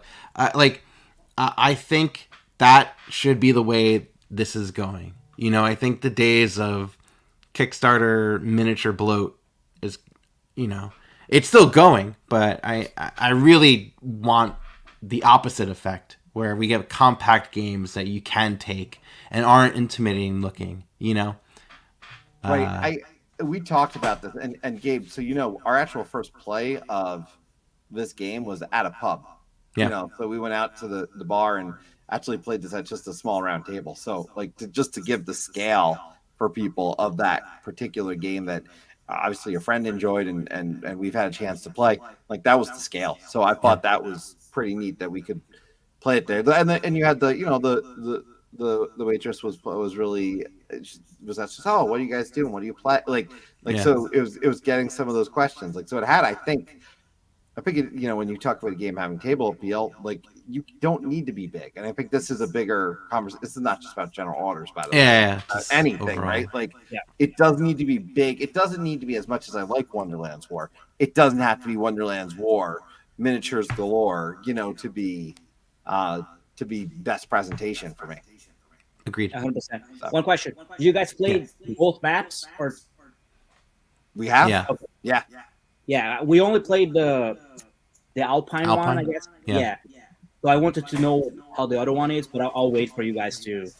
Oh yeah, we're gonna dive into that. Yeah, we are only doing one review tonight because we decided we really just wanted to talk more in depth about this one tonight. So Cool. Well, what was the game of the con for you? Oh, that's a hard one. I mean, Sorry. I just played, like, this past Monday. I played Great Western Trail New Zealand. New Zealand, yeah. And that one is by far the best Great Western Trail. Okay. For me, of course. Like, I mean, everybody has their own, different opinion. I really enjoyed Barcelona. That one, Three Ring Circus, was another one that was really, really good. The first game I played at GenCon, actually, like even Wednesday night, I got a copy somehow from like the BGG like flea market or something, or like cheaper than the official price. Yeah. And I was just like played, and it was really, really good. Those are the ones like that stood out. I mean, I have a bunch of them that are still like in shrink wrap, where it's still like looking to play. Like Age of Innovation is one of them. I don't know if I got. Oh, I did get Dice Throne, Santa versus Krampus one. Oh, they were selling that there? Yeah, they were like, actually, that was the first place they were selling after, I think, the Kickstarter, because eBay, there was a period of time that eBay had copies for like $120, which is crazy for me. Yeah. So the first thing I did right after I went to Arcane Wonders, right after I passed through Ravensburger, and I said, no, I'm not gonna stay in any lines here. Like Thursday morning, I went to the last aisle of the con, like literally the last one, not the first one, like the 2900 or something, and that's where the Dice Throne was. So I stopped there and I got Dice Throne, and I also got Radlands, the deluxe, the spruced up version. Yeah, like the one with the mats and stuff. Yes, I think good call. Yeah, it was like $50 maybe, something like that. I don't know exactly if there is like because now the conference they have like the how do you say, like in marketing, right? Like they have the good, the better, and the best, right? Options. And I don't know if this was the better or the best, but I did get the deluxe one. Yeah, that's the one that I got. This one. It is worth it. There are very few games. I would. This is about as blunt as I can be about my feelings about this. There are very few games that I think you need the mats for the best experience. This game, to me, with this, is completely worth it. I just think it creates the best atmosphere for this game. That's my opinion. That's all it is. But for me, hands down, I mean, I think the game's worth owning, even with the smaller version. I think, like my original version, Ryan has, and I bought it off you. Well, we traded it for something. Yeah, we did. Once again, a trade was made, but like I think the main version, fine to own. If you can have this version, do it. I don't know. I think the opposite point stands for Radlands, especially. You have there's a lot of game in such a small box, and that's what I love about it. And even then, like the deluxe isn't crazily big, like it has the play mats in there, but I just love that small compact box size. But I can still take the small version with me if I want. That's what I like about it. This package, I have the small version, but I really do think the mats add. I really think the mats add. We don't have to agree on this. It's fine. I really think. Sorry, Chris. There may be a difference with the card stock of the deluxe and the. There is. Yes. Because I played with I think it was like Ryan, the like Squirrel. Yeah. Yeah, I played with him his copy, and it was really cool, but I think the card stock was like a little bit thinner. Still good, like very good, but this one, like it's really thick. Like the cards are like really thick. Yeah. So that was like one of the. I literally went to the booth there. I knew what I wanted. Like I had already played that. I was like, I want this game. Like I love the colors. I love the gameplay. It was really good. So I was just like getting that. But like those, like going back to the question, like those were kind of like the games that stood out. But to be fair, like I was there. You guys saw my haul. Like Yeah. I did get a lot of stuff outside the con from like the flea market from BGG, like a lot of stuff. Like I got Astronaut Adventures. I don't remember, like a lot of like older games just to try. Like they were like so cheap. That's always the best, to be honest. Yeah. Like going to these conventions, I love doing the virtual flea market that's on like Board Game Geek and just like, trading with people. I had never done that before, and I loved it. Like Yeah. we had the trolley, right? Like the small cart.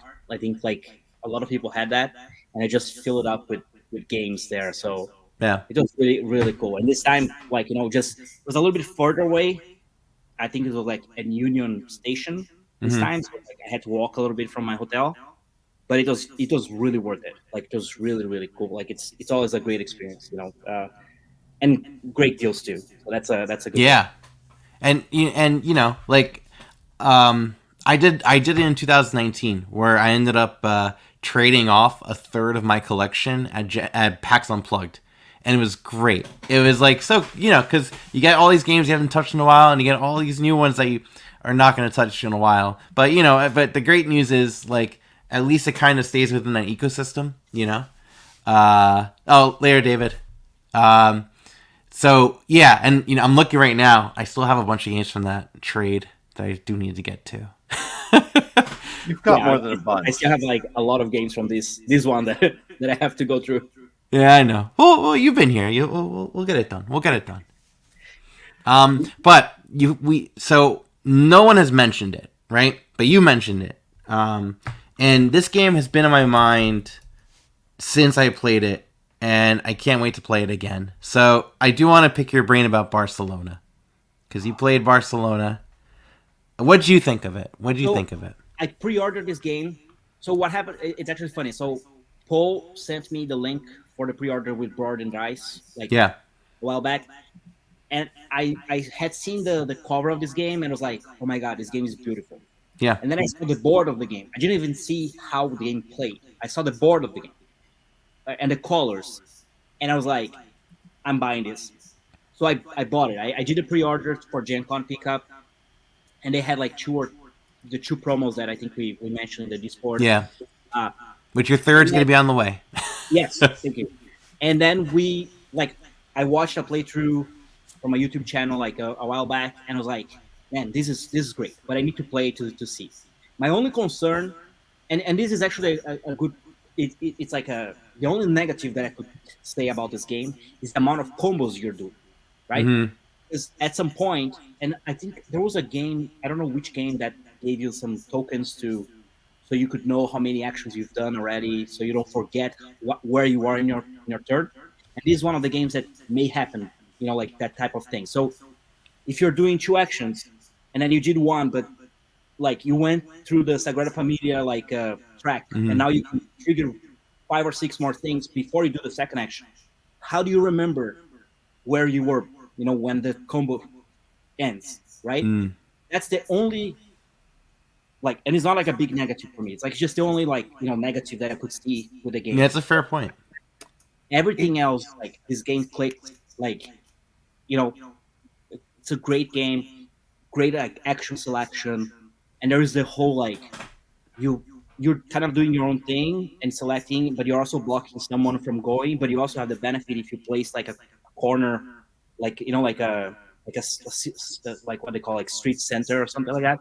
Oh yeah, and yeah. Places a guy with a couple on top of it, and then you get a benefit. And also you could play this game in a way that you trigger the end game quickly. Yeah.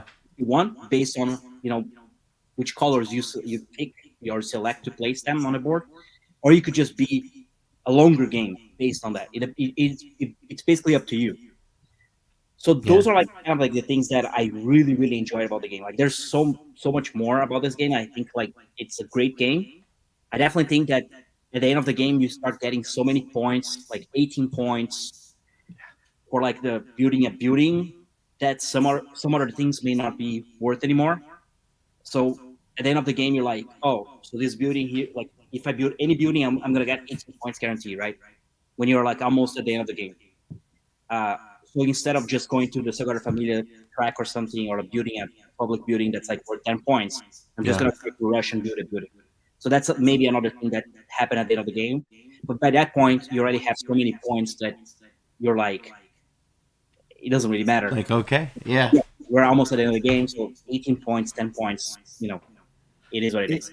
What I liked about this, I'll say, because I think both want to play it again with a retail copy, because we played more of a prototype copy. We want to play with the retail components and all the full, retail experience, but it was pretty close. And I will say, yeah, there's a ton of points in this game, but what I really enjoyed about it was playing it in a different way than other people and watching how it played, because I played so towards endgame. Yeah. That I nearly won. I mean, we did this on the channel. I nearly won. Yeah, you were dead last until the very end of the game, and then you dead last most of the game. Yeah, you got lapped. I jumped out at first move of the game. I jumped out to a 10-0 lead, and then I was losing the rest of the game, and then I ended up 3 points out of first. Like it was so. I never felt like I was doing a like awful. But when I actually saw the jump, it showed me, wow, the end game is valuable. Had I mixed a little bit more of the mid game, man, and so it had my brain working in these fun ways that I'm itching to play it again too. It was really good. I found this to be a delight. And that's why I love the game. Like I think it's that's an example of like a well balanced game, right? You could be like behind, and then you just jump ahead. At the end of the game, of course, like people may be frustrated with that, but like it is a good balanced game. But yeah, I mean that this game deserves a lot of more plays for sure. Yeah. My only concern about this game, I brought up to you, Barros. This is why I also want to play it again too. The one part I felt that was maybe a little artificial, because I love the game. The one thing I felt was a little artificial was on your board. You have slots where you could store specific resources, and you only can store up to the slots you have, but you could unlock more slots by placing these tiles, like these stone tiles, up on a separate board. And I felt that like that was a little tacked on. Like I felt like it's here to kind of force you to do it. So I don't know. I want to play it again though, for sure. I mean, I loved it. I bought my own copy right away. Well, it's funny because I like the mechanic.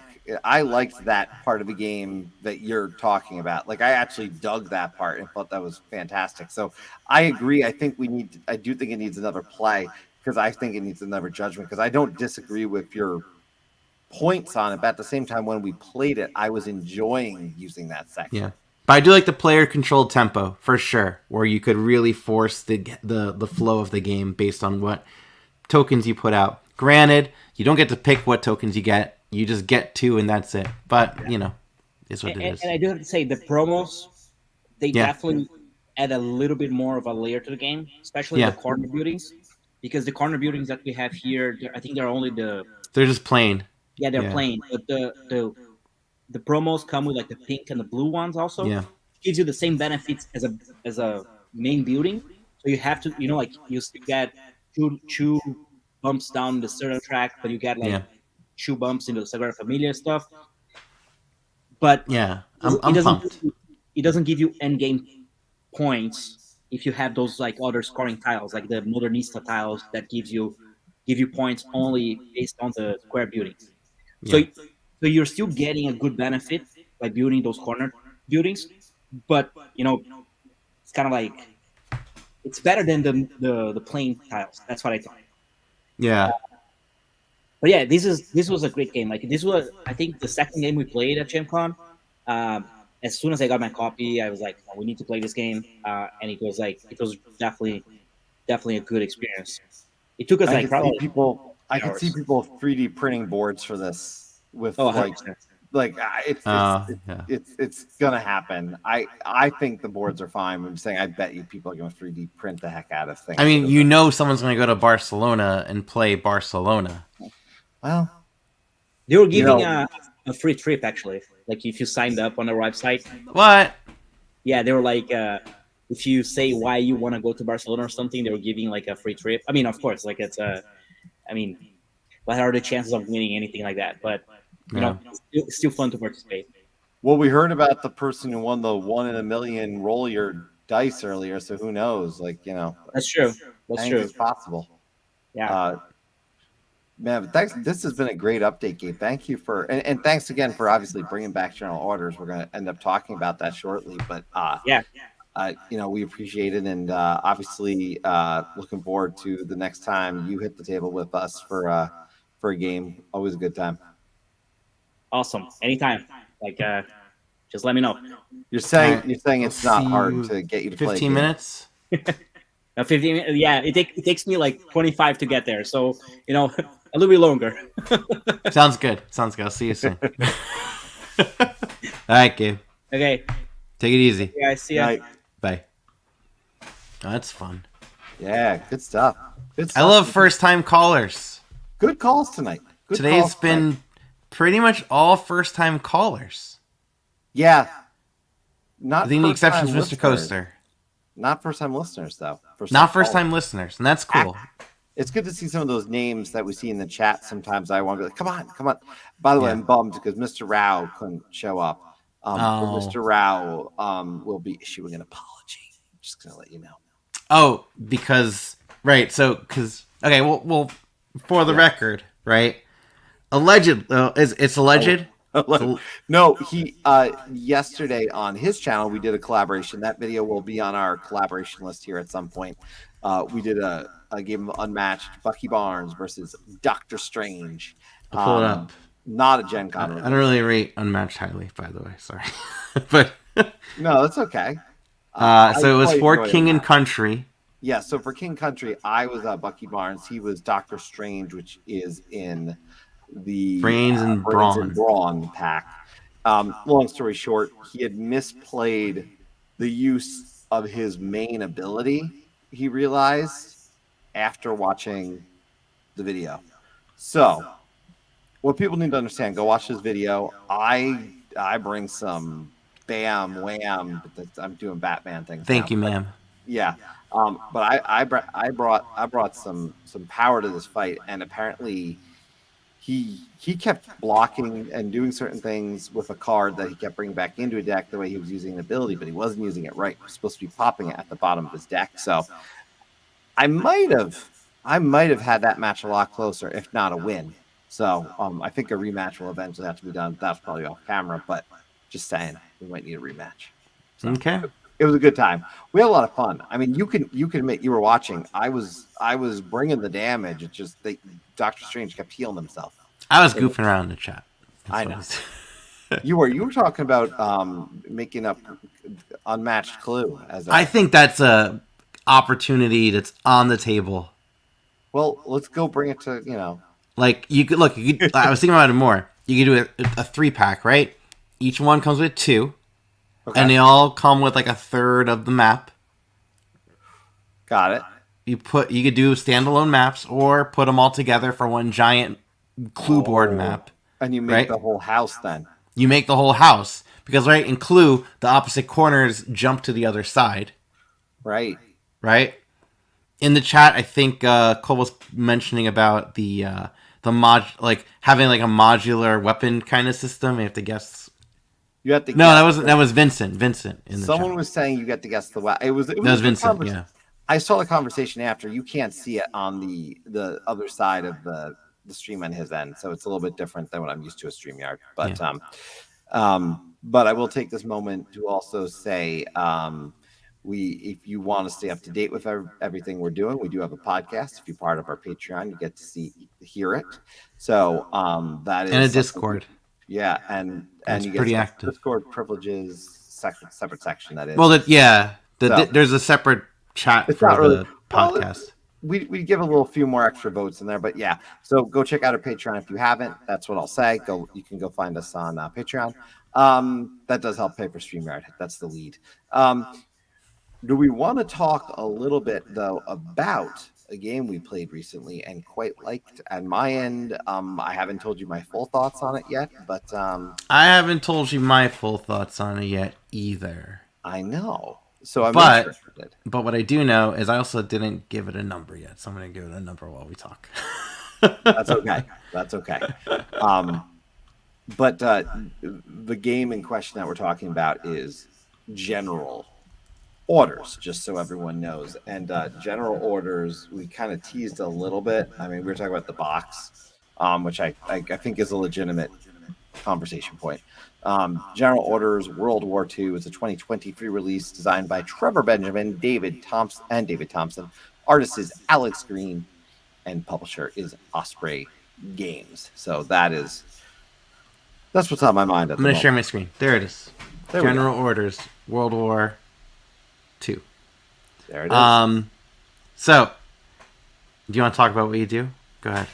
Yeah. So this is a game that has a two-sided board. It's got two very specific sides. One where you're generally doing all ground-related actions, so they're all ground troops.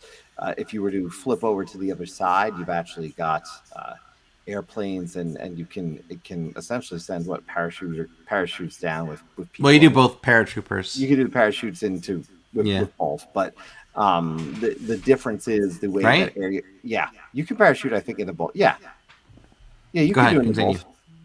Continue. I have the rule book. Yeah, you could do it in both. But the reason I mention it is the area control aspect that plays into it for scoring. And if you're going for the area control victory, it works a little bit differently on the side with the planes, because the planes can help dictate if you're in control or not for dice rolls, for either 1 or 2 dice in terms of your battle circumstances. So when you're defending, if you control an area, it's a little bit easier if you've got the control of the air and the land. Paradropping, by the way, is only in Alpine mode, not okay. So it's only in Alpine. Okay, thank you for confirming that.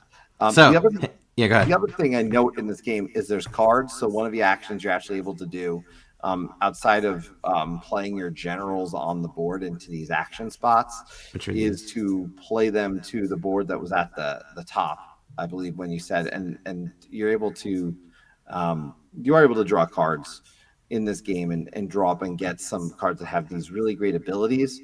They have symbols that indicate if they're a defense action or when they can be played. It's very clear.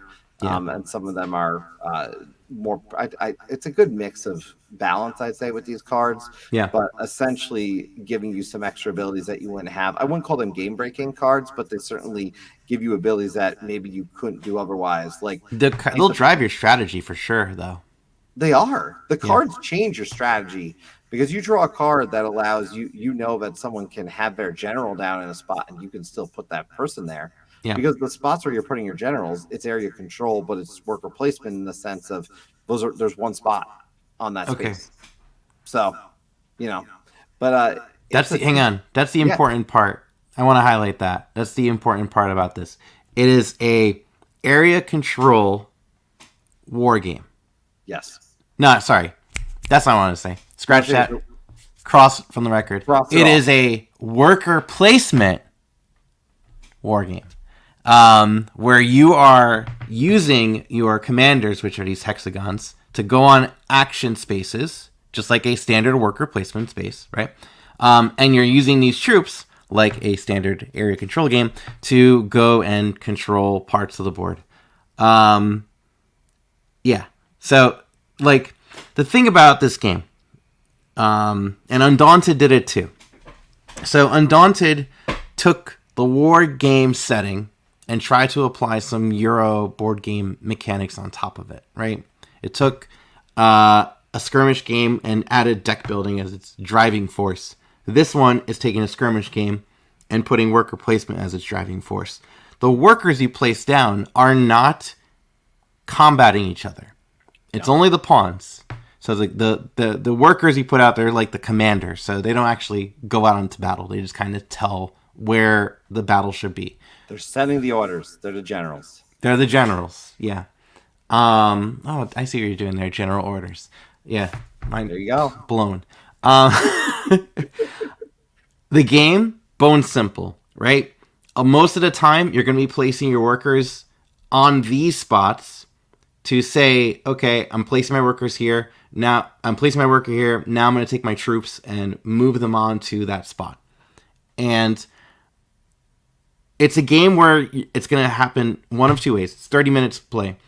Player who has control of the spots with the stars, whoever has the most stars wins.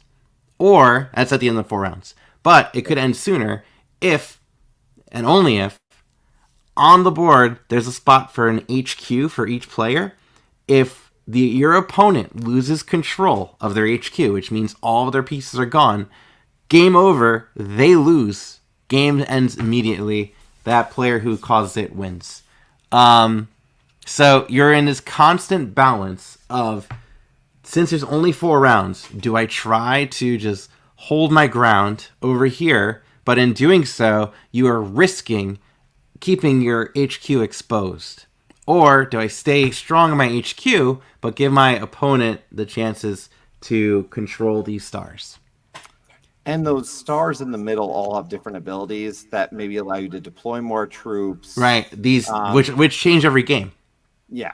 So there's a balance there, but you have to keep in mind. I need to control maybe this area and this area because that's going to allow me to do X, Y, and Z. Yeah. So the balance is the key word here. You really have to strike a balance in your gameplay, and I don't care. It doesn't matter which side of the map. Balance is critical. You have to figure out what you want to do, what you want to defend. Where do I really want to get aggressive? And it is a game where you will constantly end up on the same area and rolling dice to defend. They defend when you do attack. Your opponent does have a chance to defend, by the way, by rolling a die. On the other side, if they control the air and the land, they get 2 die to defend. Yeah. So that's significant. That's actually very significant. But then there's cards that might help and say you get to roll 2 extra die, and you don't know what your opponent has. So to your point, the cards play a really big part in this game in dictating the things you're going to want to do. Yeah. And how you're going to play the game. And in that way, for me, and again, I can base this off 2 plays, and I've played both sides once. To me, the replayability is enough for me there. I do think it's enough. I will argue it is not going to be if you're looking for the level of an Undaunted, which is going to have, a lot more, And people are going to compare it to that.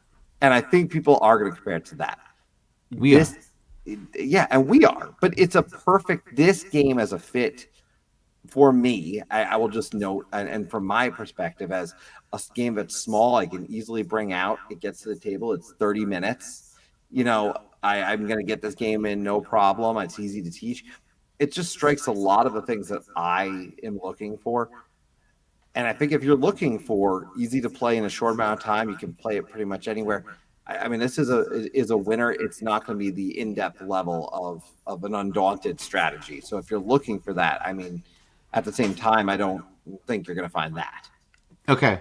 Well, here's the thing, right? First of all, I don't think we mentioned it, did we? Designed by David Thompson and Trevor Benjamin. Yes, I mentioned that at the top. Did. Designers of Undaunted. Now, yes. They also designed War Chest, right? Correct. And War Chest feels like they share the same DNA, Undaunted and War Chest, but the difference is that War Chest is fairly abstract. Very abstract. Right? This game, I would consider to be as abstract as War Chest. Honestly, more so War Chest than Undaunted. This doesn't feel like World War II. This doesn't feel like that at all.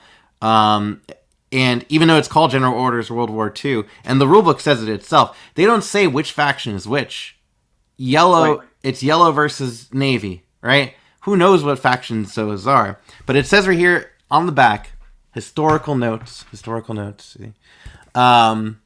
Whilst actions and settings are historically based, this is not a simulationist game. The core mechanic of worker placement is an obvious abstraction from the choices available to generals at the time. And I feel like with this game in particular, it feels like a worker placement abstract game as opposed to a worker placement war game. And then that's the question. What is a war game, right? There's some stodgy answers for that. And I'm sure I'm saying things right now that are making some war gamers roll their eyes back, right? Yeah. For sure. But I'm telling you right now, if you like abstract games, if you like worker placements, this one you should for sure try. Like, I'm not going to suggest this right away to a war gamer, but an abstract board, a person that likes abstract board games that wants something that is very like punchy and like stabby, like this has that vibe to it for sure. It's more punchy though than War Chest, because in War Chest 100%. there's more dancing around. Yeah. You're not dancing that much in this. It's punchier than Undaunted too. When you share a tile in Undaunted with an opponent, that's it. You just share it. You could fight them, but that's only if your card comes up to fight them. In this, as soon as you share a tile, they're just going at it and they just start obliterating each other. And it's only one. You just do it until one person is standing. So it is by design a lot more cutthroat and a lot more aggressive. Like, I played this yesterday with someone who I sold him board games before, and we've talked online. We never played a board game together, and I was like, let's try this one. I need to review it for the channel, and it was a very aggressive game. But the thing is, it's also a no hard feelings kind of aggressive thing. Right. So you have to be okay with an aggressive game. And the thing is, I know a lot of the worker placement fans out there don't necessarily like the aggression. Right? There's that like, I've heard the thing where a Euro game is something where you can kind of do your own thing and not worry, right? Which, no, that's not. I don't agree with that definition, because you have games that are like El Grande out there, which is a perfect, an amazing Euro game that doesn't fit that mold at all, because you're very much at each other's throats in that game. Hey Rachel, no, don't worry. So going back to it, General Ordos World War II is a worker placement game for people that are okay with being in each other's faces. I think there's more of those. I think there's a decent amount of people who are okay with that. Yeah, you have to be. And I think this one, like I said, I think based on my thoughts on this one really are a combination of, and look, if you've watched this channel, you know this, but if you're watching this and at some point and you're like, well, I don't know much about you. What do you think? Look, I'm going to just put it out there. Yeah, I like 2-player games. I do. I like abstract. War Chest is one of my favorites. So this was a more punchy War Chest for me. And I like that you mentioned War Chest, because I do think Undaunted, just because we'll get a comparison. I think there's a fairness to it in that to some extent, but you're exactly right. It's more comparable to War Chest. It is more abstract. And when it comes down to it, I think the game works. I think it delivers in what it's intending to do, being a 25 to 30-minute game where there is a lot of take this, take that, in a way that you don't feel too offended by any of it. And it offers 2 different experiences, because I will tell you, when you are making decisions on the side with the planes and you're trying to think of controlling the sky versus controlling the land, and do I want to drop a bomb here? Like, all the different actions, I feel like it's just enjoyable. And I would play the heck out of this one on repeated times personally. So for me, it is certainly a winner. It falls into a category that I like. Certainly, I don't think this will shock anyone. But I very much enjoyed it, and it is definitely different. But I will go back to what you said. The War Chest comparison is fair. I think if you like War Chest, there's a good chance you will like this. Yeah, I would agree with that. So, rating? Yeah, I am ready to go. Do you want to lead the way? Because I'm interested. What you Sure. got? So, I do like this game a lot, and I'm glad I've purchased it. It's not going to leave my collection, but if it does leave my collection, it'll likely go into your collection, Varys. It won't go far. It's not going to go far. General orders. First of all, by the way, part of my love again is the production quality. Mm-hmm. Like for $35, you get a lot of game in this box that could easily fit in with some of your smaller box games, and I love that. I love I could play it at a pub. I never thought I could play a board game like this at a pub. I'm playing this, Which we did. We did. It's pubable for sure. That is part of my review. Quite frankly, it's pubable. There, Yeah. put it that down, Dave. It's better than War Chest for sure. Undaunted. I prefer the Undaunted system better, Okay. but I think I'd rather play General Orders over Undaunted Normandy. Like I'd rather play Undaunted Battle for Britain. I'd rather play Undaunted Stalingrad for sure. But General Orders still pretty solid. I'm giving it 8.5. And the reason I'm giving it 8.5 is because there's some other games out there too that scratch this itch. The two I'm thinking of, obviously, if you think 2-player worker placement games, your favorite game of all time, right?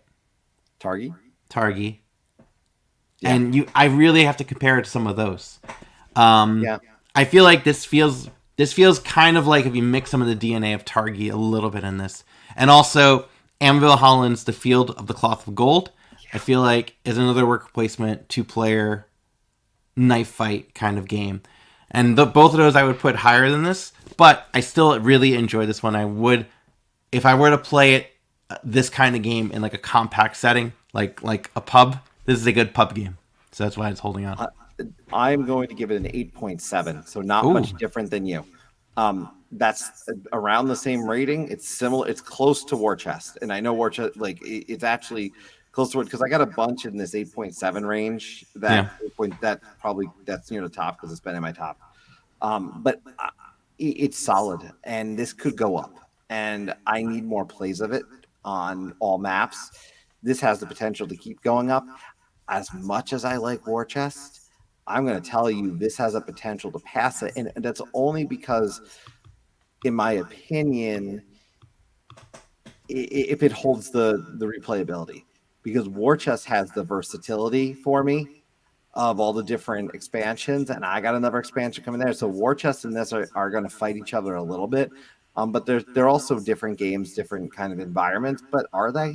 You ask a fair question. That there is an abstractness here.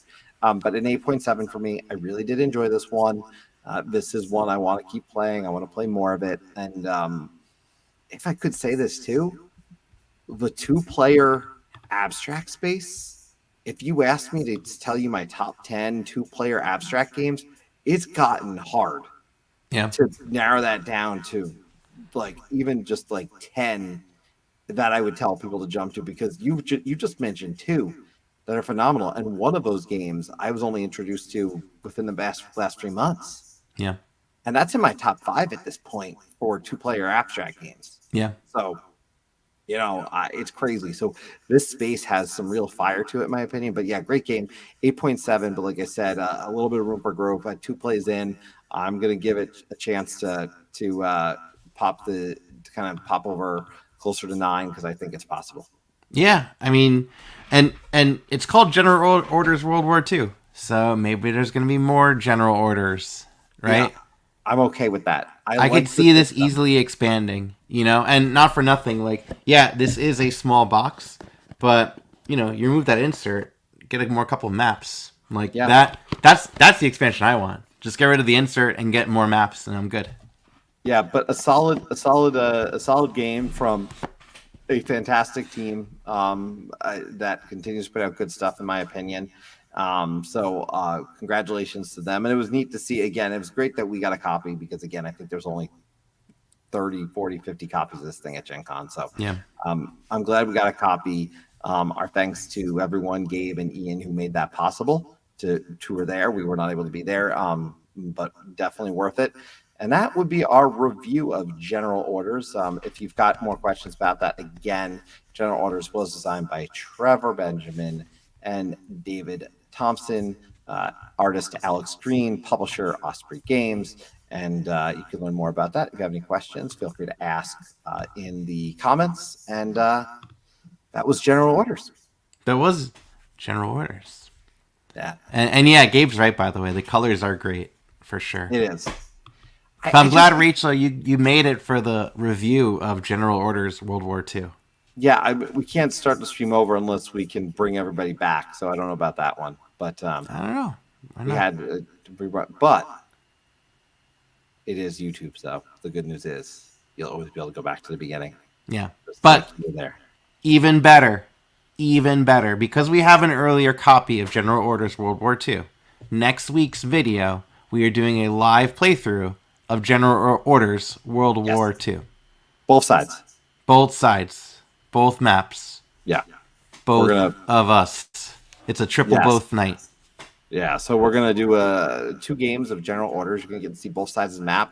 That'll be next week, so stay tuned. And we will have a link for that shortly, so you'll be able to make sure you hit the button to remind yourself about it. This is where I always say we're supposed to hit that bell. Smash that bell. Smash that like button.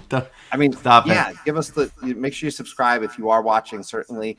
But definitely one way or the other, come back, hang out with us next week when we play some General Orders live. And like I said, it'll be both maps. Yep. So. But until then, cue the music. Cue the music. Do it. It's Have been a great fun, y'all. night, everybody. We'll see you next week. Bye.